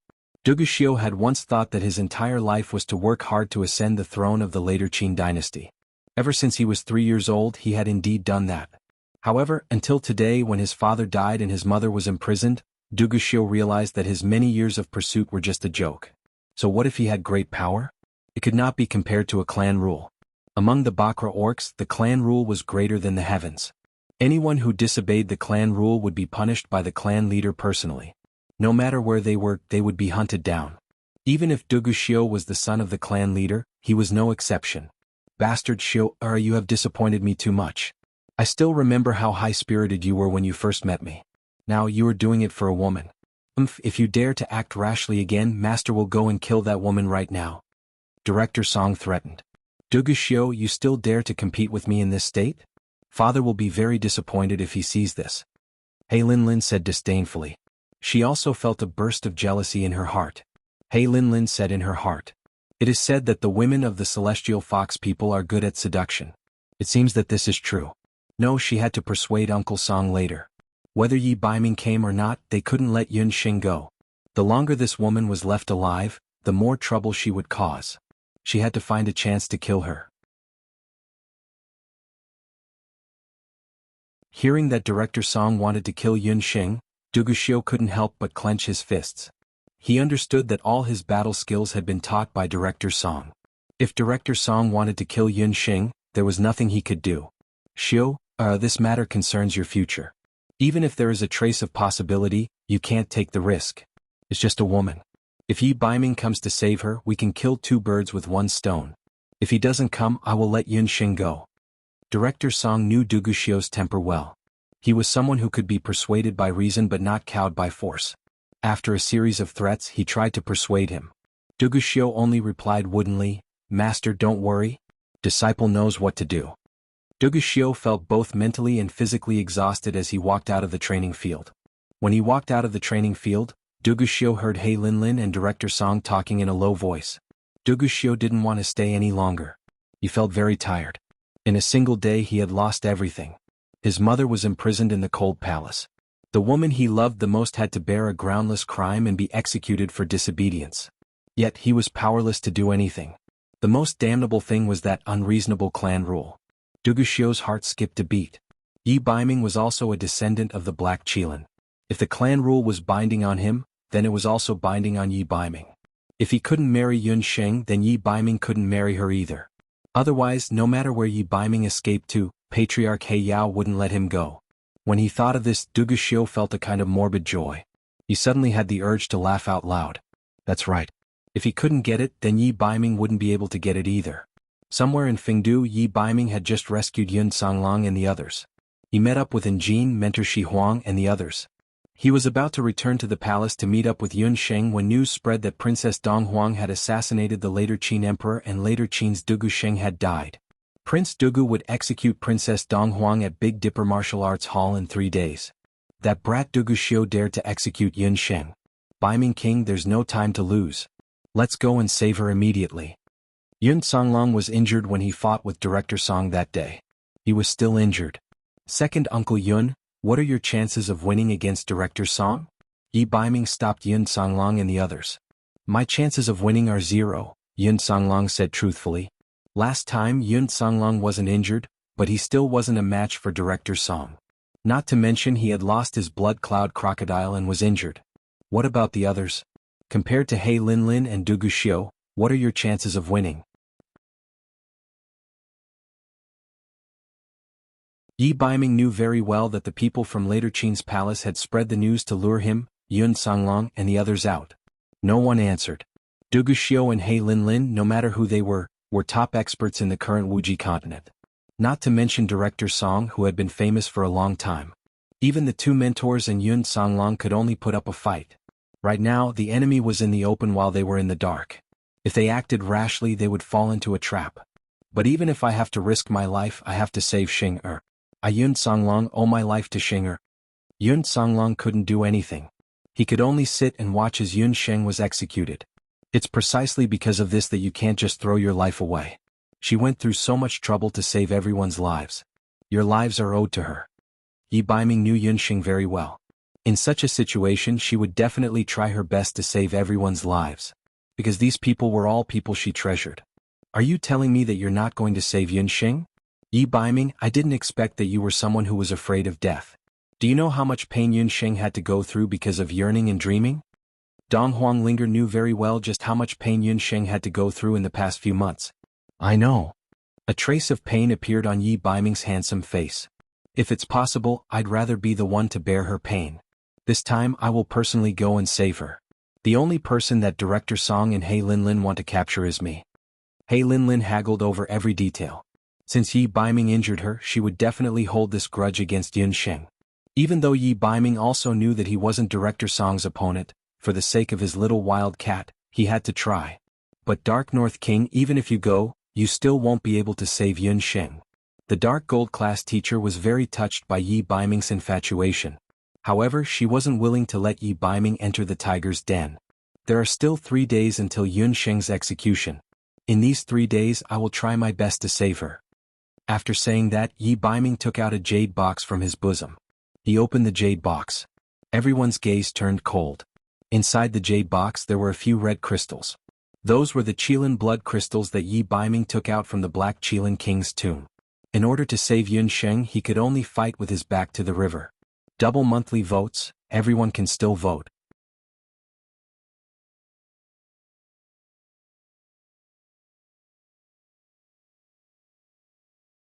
Chapter 921. Duguxiu walked into the dungeon of the Crown Prince's residence. Yun Sheng was locked with the Dharma Soul lock, but she could still move freely. She sat cross-legged on one side of the dungeon with her eyes closed. Her long eyelashes looked like butterfly wings under the illumination of the magic array. Although she was a prisoner, she was still neat and tidy, like an orchid blooming on the other side of the river. Duguxiu felt suffocated for a moment. It was said that the Celestial Fox family had the beauty of a celestial being. Yun Sheng lived up to the name of Celestial Fox. But why didn't he know that she was a descendant of Celestial Fox until today? You will be executed in the Big Dipper Martial Arts Club in 3 days. This time I can't protect you. Duguxiu observed Yun Sheng's expression. Her eyelids didn't even twitch. Duguxiu thought she would react or at least open her eyes and scold him. But the dungeon was silent. Yun Sheng was like a shadow in the corner. Even her breathing was not messed up. Duguxiu couldn't help but smile bitterly. This was more like Yun Sheng. It would be strange if she showed fear or begged for mercy. Do you think Yi Baiming will come? But whether he comes or not, you have to die. Yun Sheng, why are you a descendant of Celestial Fox? If you weren't a Celestial Fox people, I would elope with you. How about it? Think about it and accept my confession of love. I'll throw caution to the wind and give up the throne. I'll take you with me, Duguxiu whispered sinisterly into Yun Sheng's ear, blowing into her ear. Duguxiu, I don't like you. Not to mention, you are not the kind of person who would give up everything for a woman. Yun Sheng's eyelids twitched. She opened her eyes, which were full of disgust. Seeing Yun Sheng's reaction, Duguxiu was happy. Hehe, Yun Sheng, why are you a woman? If you were a man, we would either be close friends or mortal enemies. Yes, I can't give it up, whether it's my mother or the throne of the later Qin. My fate was already decided 20 years ago. Duguxiu laughed loudly, but there wasn't a trace of joy in his voice. Ignoring the filth of the dungeon, he sat on the floor and took out 2 jars of wine, one large and one small, from his storage belt. I'm not in a good mood today. Why don't you drink with me? Duguxiu shook the wine in his hand. He already knew that Yun Sheng wouldn't agree. However, he still didn't give up and brought it up again. This continued until the woman flatly rejected him. His heart ached and sank bit by bit. He threw a bottle of wine to Yun Sheng, raised his head and took a big gulp of wine to numb the pain in his heart. Yun Sheng hesitated and did not drink. If you don't drink, this prince doesn't mind feeding you mouth to mouth. Don't worry, there's no drug in the wine. Duguxiu drank half a bottle of wine in one breath. Duguxiu, who drank the wine, had a fiery red complexion. When Yun Sheng heard this, she spat and could only drink a mouthful of wine. After drinking a mouthful of wine, Yun Sheng calmed down. She looked at the wine and the astonishment in her eyes was clear. The wine in the wine jar. The wine was later Qin's unique barley wine. The taste was strong and pungent. Yun Sheng was used to drinking elven fruit wine in the past few years, so she couldn't get used to drinking this kind of wine. The most special thing was that there was a strong smell of blood in the wine. No need to look. There's this prince's blood in the wine. Since you're going to die, it doesn't make a difference whether your soul yearns for you or not. Duguxiu pretended to be bold and took a sip of wine. No wonder his face was a bit pale when he came in. Only the heart's blood could resolve the yearning for one's soul. The blood in the wine. Yun Sheng held the wine jar, her heart filled with mixed feelings. Yun Sheng sighed. It wasn't that she wasn't moved, but she could only say sorry to Duguxiu. Yun Sheng thought for a moment and understood that Duguxiu wanted her to escape. Director Song and He Linlin wanted to kill her, and Duguxiu was powerless to stop them. He could only return the beast language ring to her. As for whether she could escape, it was up to Yun Sheng. This man truly loved her. Yun Sheng, why don't you accept this prince? Is it because this prince isn't good enough? Or is this prince not handsome enough? Not considerate enough? Duguxiu took advantage of the wine and asked the words hidden in his heart. When it came to Yun Sheng, Duguxiu's initial anger turned to curiosity, and then to forcefully take her. He always thought that no woman could resist his advances. But Yun Sheng remained indifferent. After being asked by Duguxiu, Yunxing thought for a moment. She carefully recalled everything that Duguxiu had done. You're quite good, but we're not suitable for each other. Duguxiu, your heart is too big and my heart is very small. It can only accommodate one person. I remember that I once told you that the man that I, Yunxing, want to marry can only marry me. Actually, Yunxing also didn't understand why she didn't accept Duguxiu. In terms of conditions, what Duguxiu gave her was the best. Even when she caused chaos in the Qin Palace later Qin, this man still tried his best to protect her. Even though this time he had to make her the scapegoat under the pressure of director Song and He Linlin.